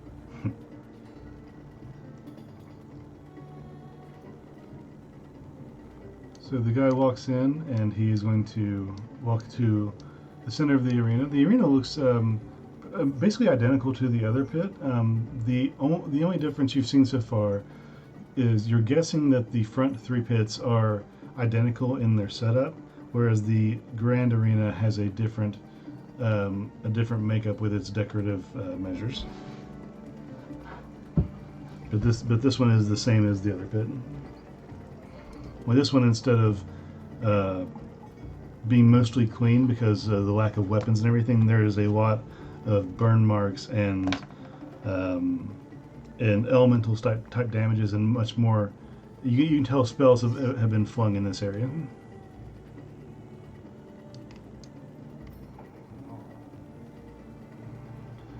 So he waits for you to take your position. And actually, he's going to position himself right back here. Oops. I didn't do that. There we go.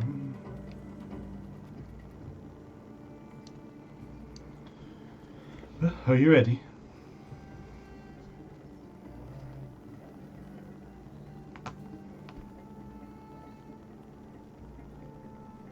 Yep.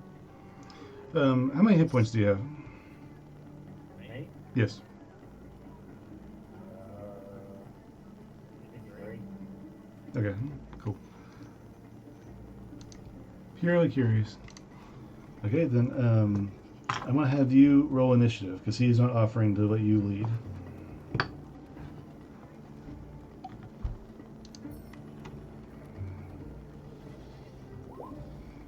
Okay, you win the initiative. You go first. You see him ready.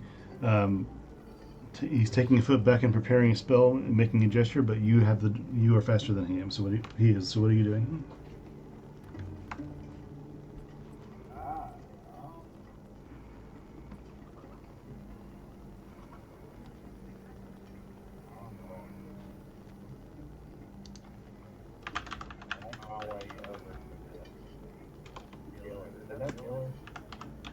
Yes, it's Spiller.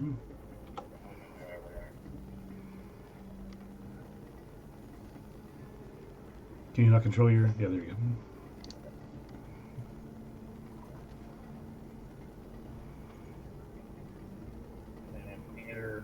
It doesn't need to be 4 covered, but it's like 3 quarters or whatever. Mm-hmm.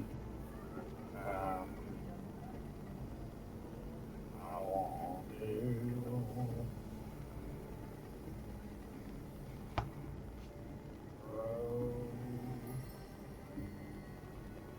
Throw dagger.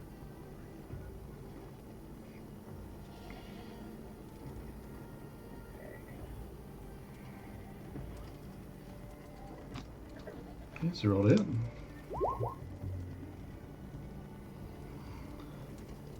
That is going to hit. So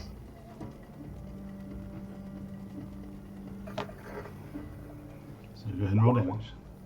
It's gonna add that sneak attack, which I've taken out. Save him without the sneak attack. Gotcha. So, okay. And that's will be for your turn. Oh.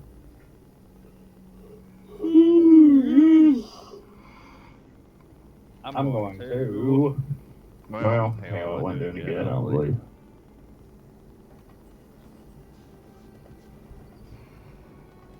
I'll throw another dagger at him.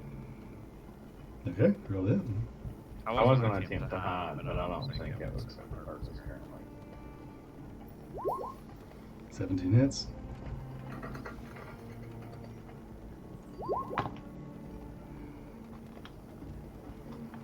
Eight. 8. Okay. So taking your daggers in the chest. He's very off-put, but he is not stopping what he was doing, and he's going to run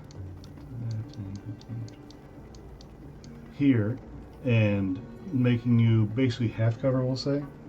So I think that's a +2 to your AC. Let me get my dice here. Where did you go, you sucker? There you are. Okay.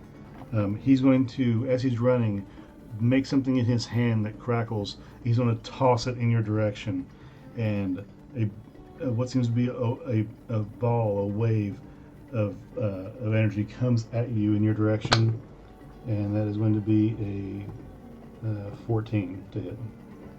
If I'm in half and it adds 2, my armor class currently is 20. Okay. So it does not hit. Let me make sure this isn't a half thing.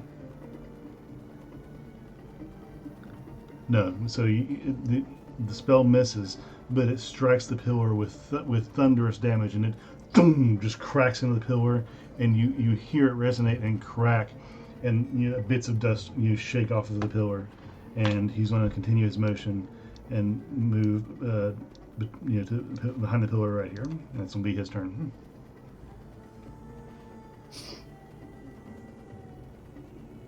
Okay, I'm gonna step like around here. Well, actually, where am I at? Right here. So,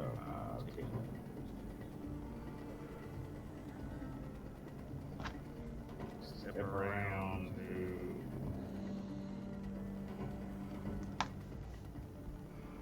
Can I get to here? Yeah, that should be fine. Okay. And then 2 more daggers. Flip, throw 'em.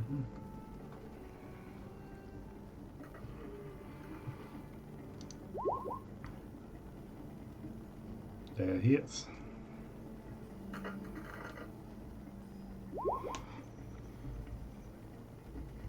That one was 9. Okay.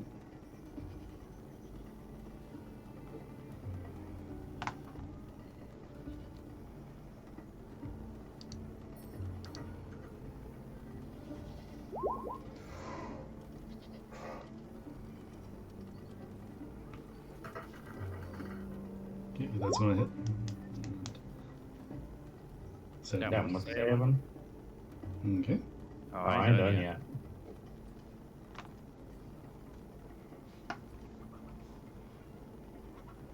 I'm gonna action surge. Oh, all right. And throw another one. Go for it. That hits as well. Go ahead and roll damage. 8 damage. Okay. Got it. All right. So explain what you do as you throw these daggers at him. I want to kind of feed all 3 of them simultaneously. That way, they work to step out of the way or try to dodge one or deflect one. The others are right on top of them. Okay. So the first dagger I'd like to do is I'm running across where I'm at. Go ahead and chuck at one and then feed them all by the time I get to where I stop. Gotcha. So as the daggers all fly, he is looking behind the pillar where you were, and before he can register that you're moving, 3 daggers have flown through the air and are coming at him. He has time to move like a foot in one direction, which doesn't help his cause, and all 3 daggers find home in various extremities: the shoulder, the chest, the outer hip, and they go in and almost knock him over with the pain. But he's still standing, but he looks like he's very hurt and very surprised at your speed. Doing that, he is going to wave hands over himself. Let me check this out real quick.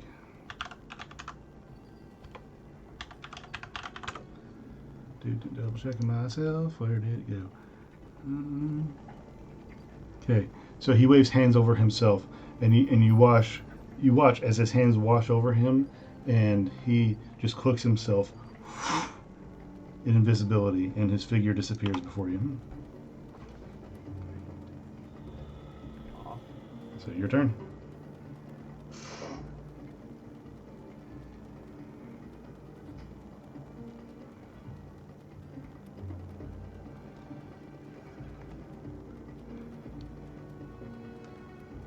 What are you doing? Can I? Mm-hmm.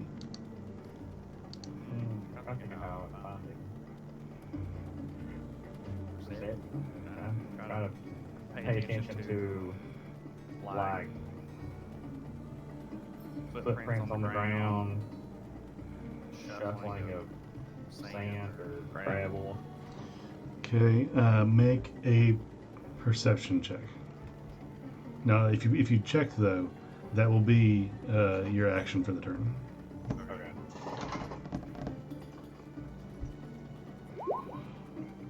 16.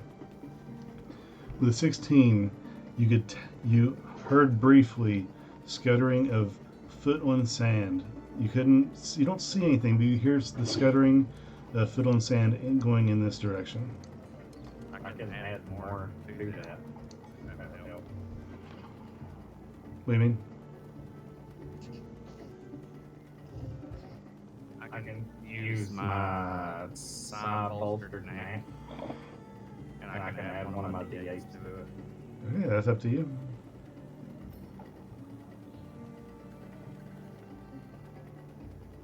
So, 24. 24. You hear the footsteps, and you know that he's somewhere in this area. Invisible, but he's somewhere over there. Right here? Yeah. Okay. So if he's in that area, it's bonus action. I want him to hide behind me. Okay. So, go ahead and make a stealth check then, if you're using your bonus action to hide.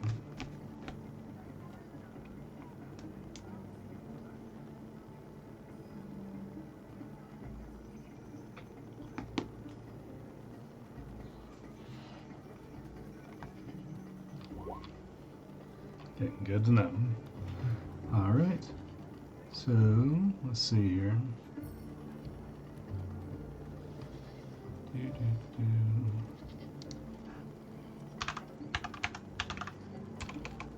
There we go.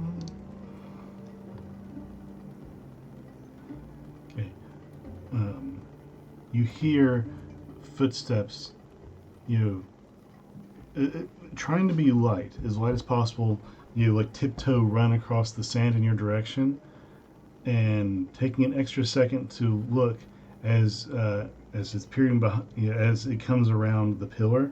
While you're hiding, you're still hiding in plain sight. There's nowhere for you to go, and you hear this a sound from behind you that you turn around and look at. This you hear him say, "There you are," and at that point he's going to make a spell attack on you. Let me double check the thing here. Make sure I'm not saying that wrong. Oh, come on, Google. There you go. Okay, so it's a melee spell attack. That is a 14 to hit. He reaches towards you and tries to grasp you with energy in his hands, and he misses. He's still invisible because he hasn't hit anything yet. But he's right next to you and tried to attack you and missed. So it's your turn.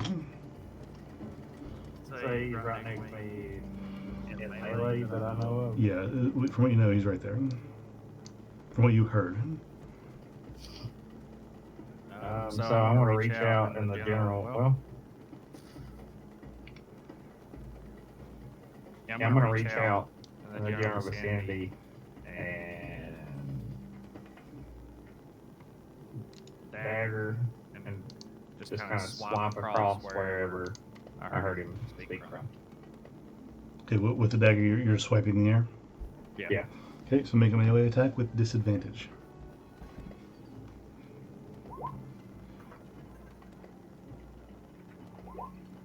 Yep, that's gonna hit. Roll damage on that.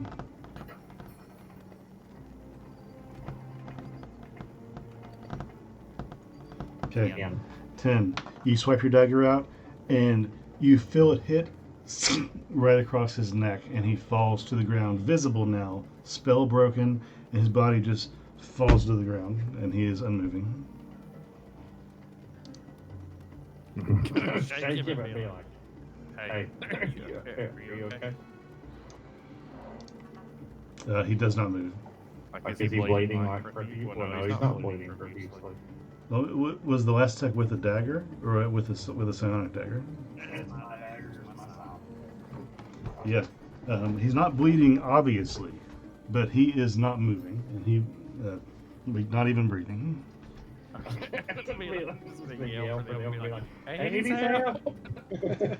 One of the other mages runs out onto the field, looks around, sees what's going on, nods very seriously, and then runs in your direction.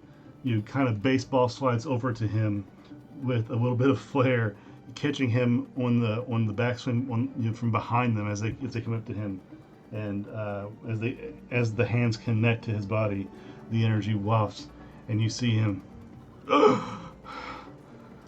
and come back to life a little bit.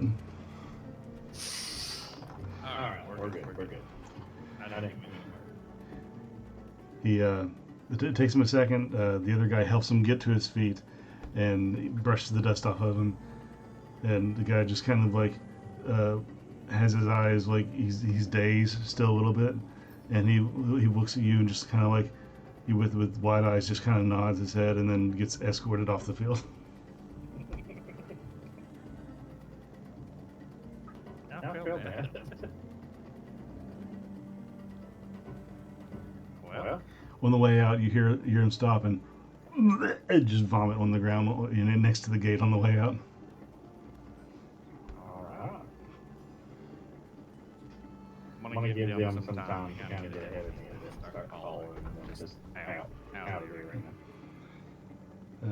Ugbor, where were you at during this event?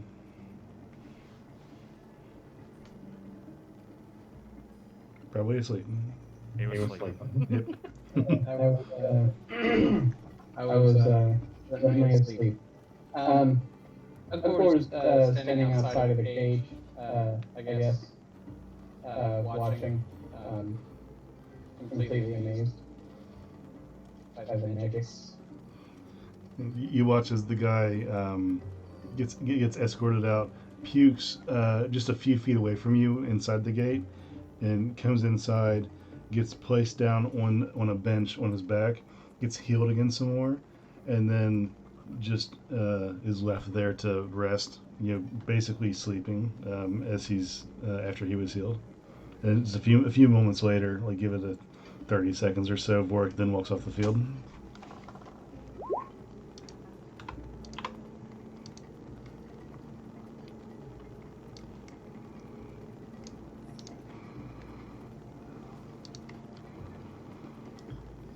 So, Fun. I've been the other matches in this way. I don't believe this will be as difficult as I originally thought.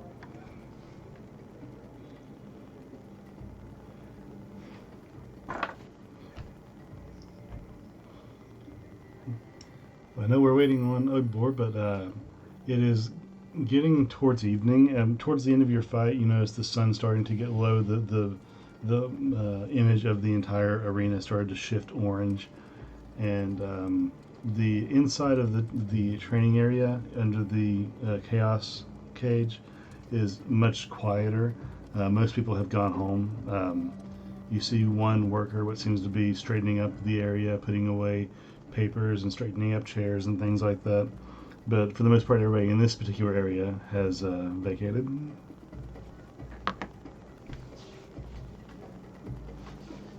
While we're walking out, can I pull out that sending stone and try to get a hold of Brewster? You sure can. It's kind of the same thing as last time. We got Brewster, you there? It takes a few moments, another couple seconds. Then you get a response. Hey, I was busy before. I was in a meeting. What did you need? I have some questions for you. Fire away. I suppose. So, you remember that time that I threw a dagger at you, but before I knew it was you? Let me double check these sending stones. I'm thinking I'm not sure how they work. Let me see. I want to see how. I'm just making sure. Yeah, I'm making sure it's not like unlimited uses or anything going back and forth. before we start like short talking. Yeah, yeah. Um,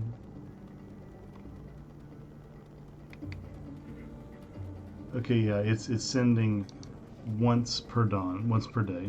So you can, Oh, yeah, so you cast a 25. Let's back that up a little bit. You can cast you sending through the stone, so a 25 word or less message once per day for free. Okay. So with that, the first time I want to say, Brewster, are you there this time? Do you remember when I threw a dagger at you and we discovered you were a...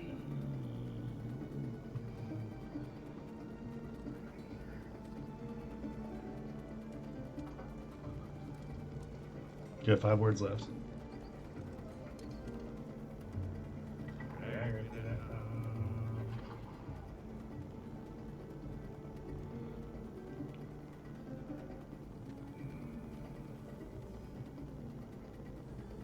I was trying to drop it out when I threw a dagger at you that time. You said there's what from there? 6 words left? Yeah, 6 words.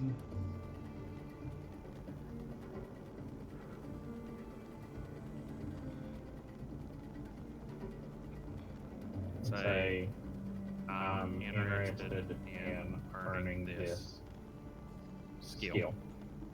And leave it there. Okay. Or take out learning and change of painting. Okay. So it takes a second. Couple seconds more. I'm not sure you know what you're asking, but if you seriously want to talk about it, maybe we can talk more thoroughly in person later.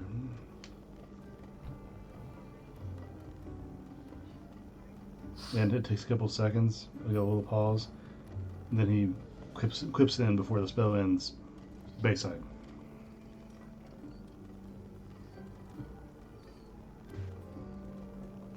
And that's what you get.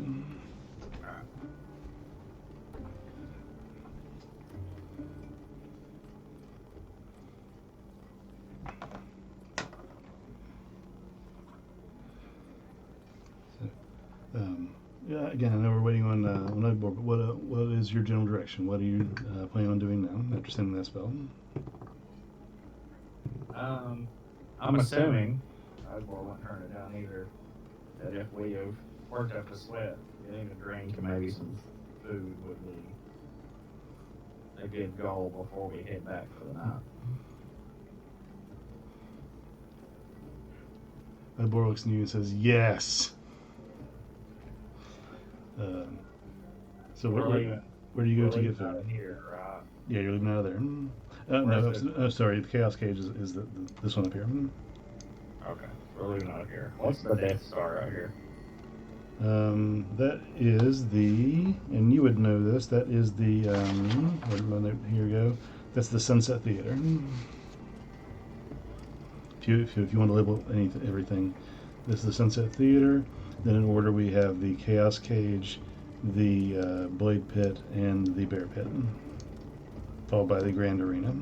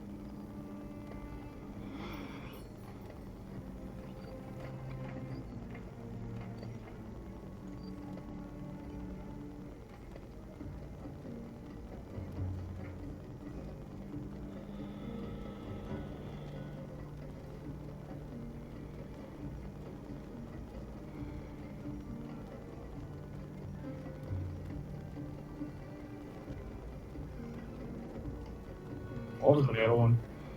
the blade pit.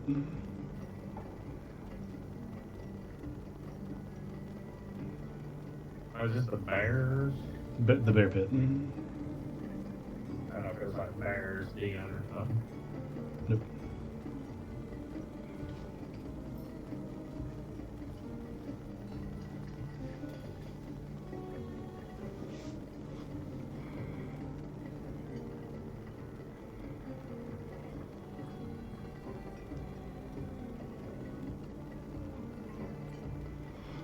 So where were you headed to get food? Where is the closest place to here?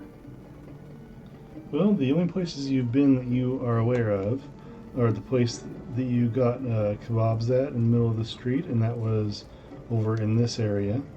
You saw several food vendors in the bazaar as well, of course, and you're certain you could find some other taverns or food vendors nearby, but you haven't had that exact experience of looking for them. Okay.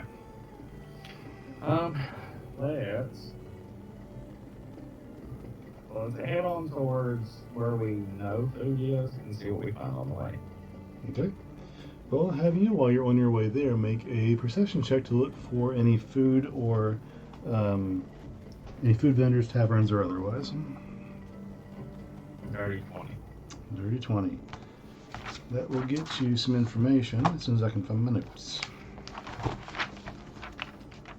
Oh, I know where that is. That's over here. Nope, that ain't it. It's over here. Okay. You find on your way to the alley, the street where you saw several food and spice vendors. You find only one tavern on the way there dedicated, at least the only one marked with a name, and that is the Defiant Rabbit. And it's a very small-looking tavern. It seems pretty well full at this time of day, but it's a low-set, kind of a hole in the ground. Like, from the street level, you step down into it, into like a dive situation, and it stretches back for at least the building stretches back for a fair ways, about maybe 70 feet or so in. At least what you can see from the street. But that's the only bar that you see besides the food you know that you're headed towards. Awesome. Where is it at here? The Defiant Rabbit. See, you were on the mouse go. Here.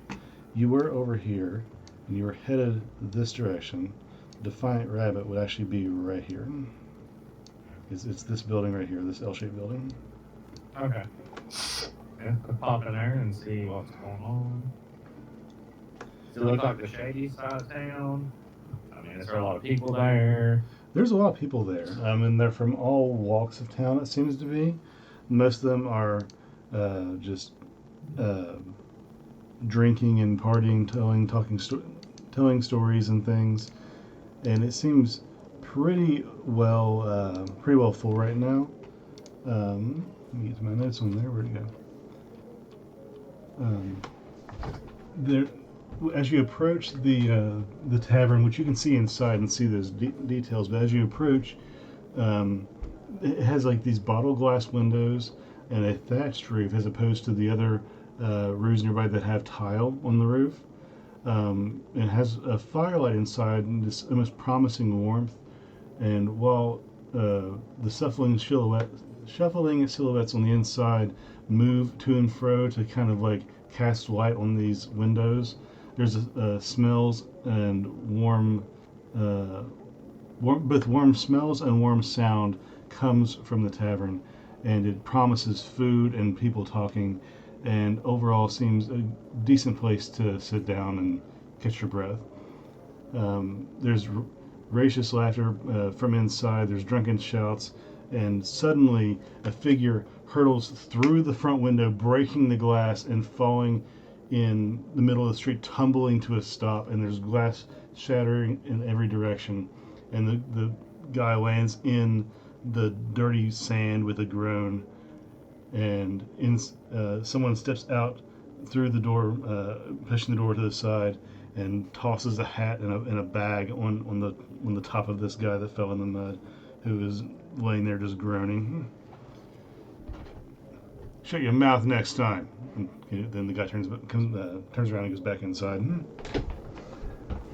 I like to Ugbor and be like, "Ooh, this looks like your kind of place." It feels like home. You got back in perfect time.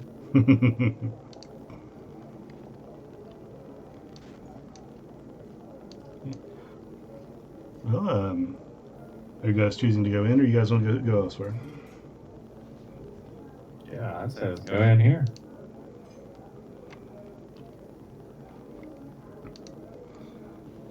Inside, as you push your way through the door, there is pungent pipe smoke that hangs heavy in the air, thick enough to obscure even your vision. It creates creatures of every culture imaginable clog the interior of this tavern, crowding tables and benches. Everybody is slamming pipes and singing along poorly to, to a body three-piece band who is in the corner, keeping some sort of melody in the air.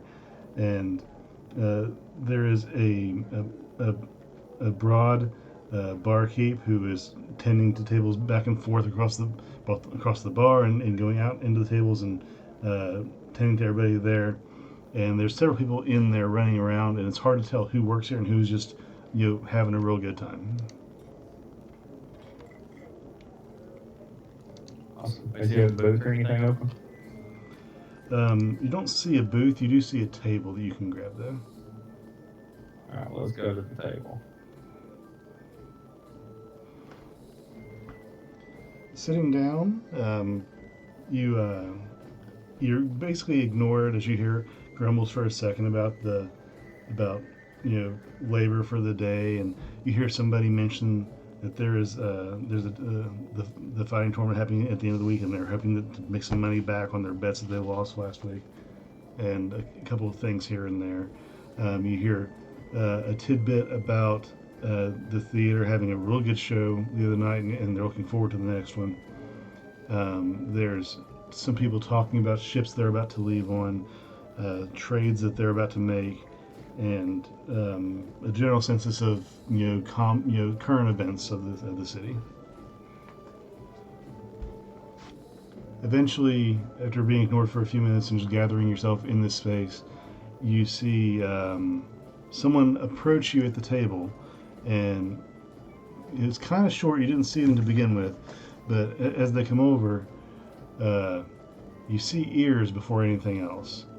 Long, large ears popping over the table, and they move in your direction. Every once in a while, they'll pop up in the air and then down and continue walking. And you see approach you, Vorhik.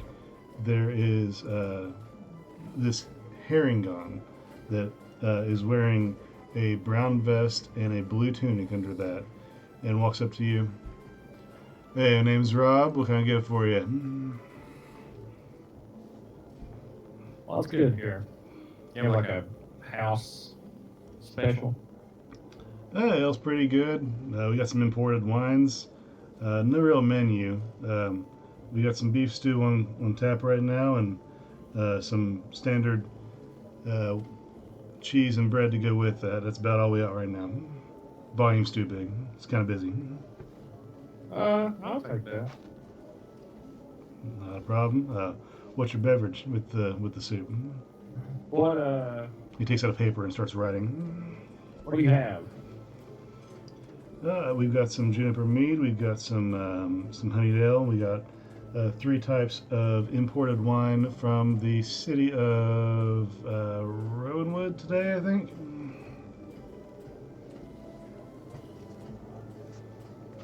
White rosé and Rum? red. Nah, no rum, unfortunately. Not today. I believe I'll take the honey ale. Honeyed ale, got it. And for you, sir? Yeah, we'll take a honey ale and what was the food options again? Oh, we just have some beef vegetable stew on, and we got some cheese and bread to go with that. Yeah, that's what I'll take then. Excellent. I'll be right back with you. Take a seat and take a load off. And you see him walk away, and he walks step, step, step, and then after on the fourth step, he kind of hops up in the air a little bit involuntarily, and then keeps walking. What did you say he was again? The Herringon, a rabbit person. Oh. His fur is largely gray and brown. Ugbor leaves 2 silver, I guess, on the counter. Well, you're currently at a table. Oh, okay, there. Hold on. Yeah, they're out of booze. I took that. And it takes just a short little time for him to bring you back your food and drink. And in the meantime, and you hear another guy. You say something about the Sunset Theater in the show that they had, and he walks over to you, and he's obviously sloppy drunk. He slams his hands on your table. Hey, you guys, you see that show, man? It was so good. They didn't even like move, and it was so good. You really should check it out. What was the show?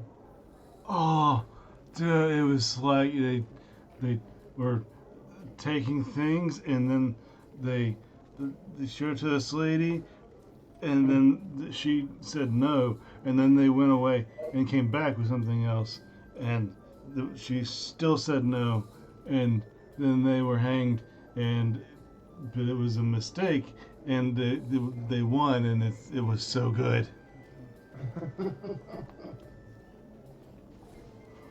Alrighty then. You should really go see it.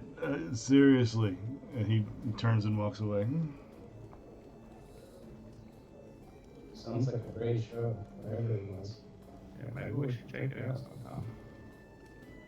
You hear him call back. It really was. Rob then comes back briskly with your drinks and pushes everything on the table one thing at a time. Boop, boop, boop, boop, and gets kind of quick about it. All right, I'll be around if you need me. And he turns, and before he can leave, somebody grabs him by his scruff and tries to get his attention. Rob turns around and decks the guy in the face without looking at him, and the guy falls to the ground. Rob turns around and points the guy on the ground. Don't touch me. And then turns and goes back to the bar. I like this guy. His name was Rob. Rob the Rabbit.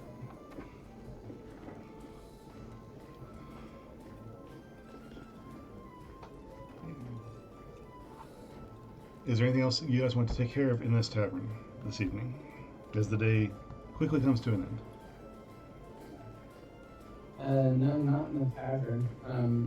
I think probably about now, if the day's coming to an end, probably be a good time to go pick up that sword. Okay, so what are you doing? I look to Vorhik and I say, I have some business with the blacksmith.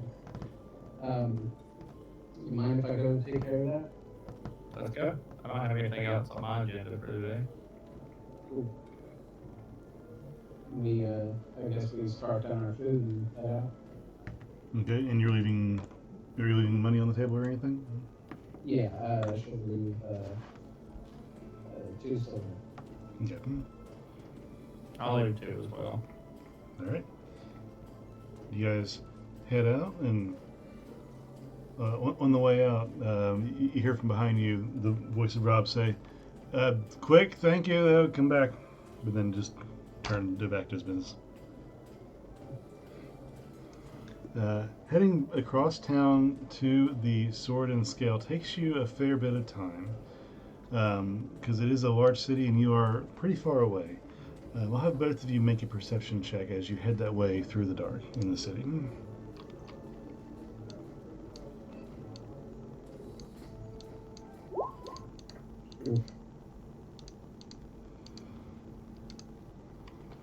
Okay. Bad rolls. Vorhik, you sense the eyes of a tail being put on you. Don't know what, can't exactly tell where, but you feel like you're watched as you travel through the city. Oh. You don't see anybody following you. You don't see anything happening. You don't sense nobody is causing you danger at this very moment. But there's eyes on you, as far as you can tell.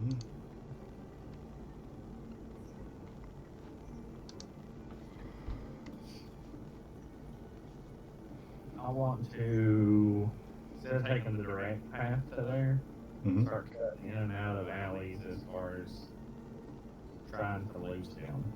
Okay. Also, I'm mentally going to let everyone know that we're being followed. Lead the way, boss.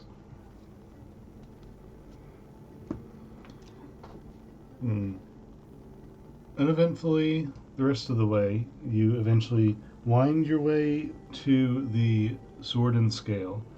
And once you cut around and turn into the courtyard that contains the familiar training areas and testing sections and sharpening stones that marks the front of the store. Inside, you see it is dark. Looks like nobody's home. I could have drove you out here for nothing. I go up to the window and look in, get a better look, just make sure that they're just closed. Sure, make a perception check as you approach the window. 25. You look in, you're able to see in pretty well. You don't see a light on anywhere. You smell, the forge from the back, but it's nothing indicative of anything. It's been on all day, as far as you know. And inside it seems to be dark. They just seem to be closed for the day where it's so late in the day. Okay. Well, yeah.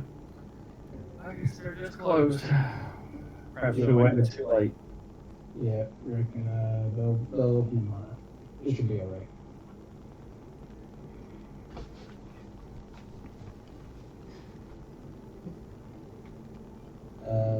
I suppose we should head back towards the inn now. Maybe meet back up with Samael and Pel. I believe so. Then we'll start on our list. As you turn to leave the Sword and Scales courtyard to head to the general bazaar area, where you assume your friends are getting Samael's tattoo finished up, you turn, and at the very center of the courtyard where you're facing to leave, you see a tabaxi with a very large hat with a feather in it, wearing glasses, with her hands behind her back, looking, and she looks at you and says, "No hard feelings, eh?" And that's where we're going to cut tonight. Dagger, dagger, dagger. I was kidding. Yeah.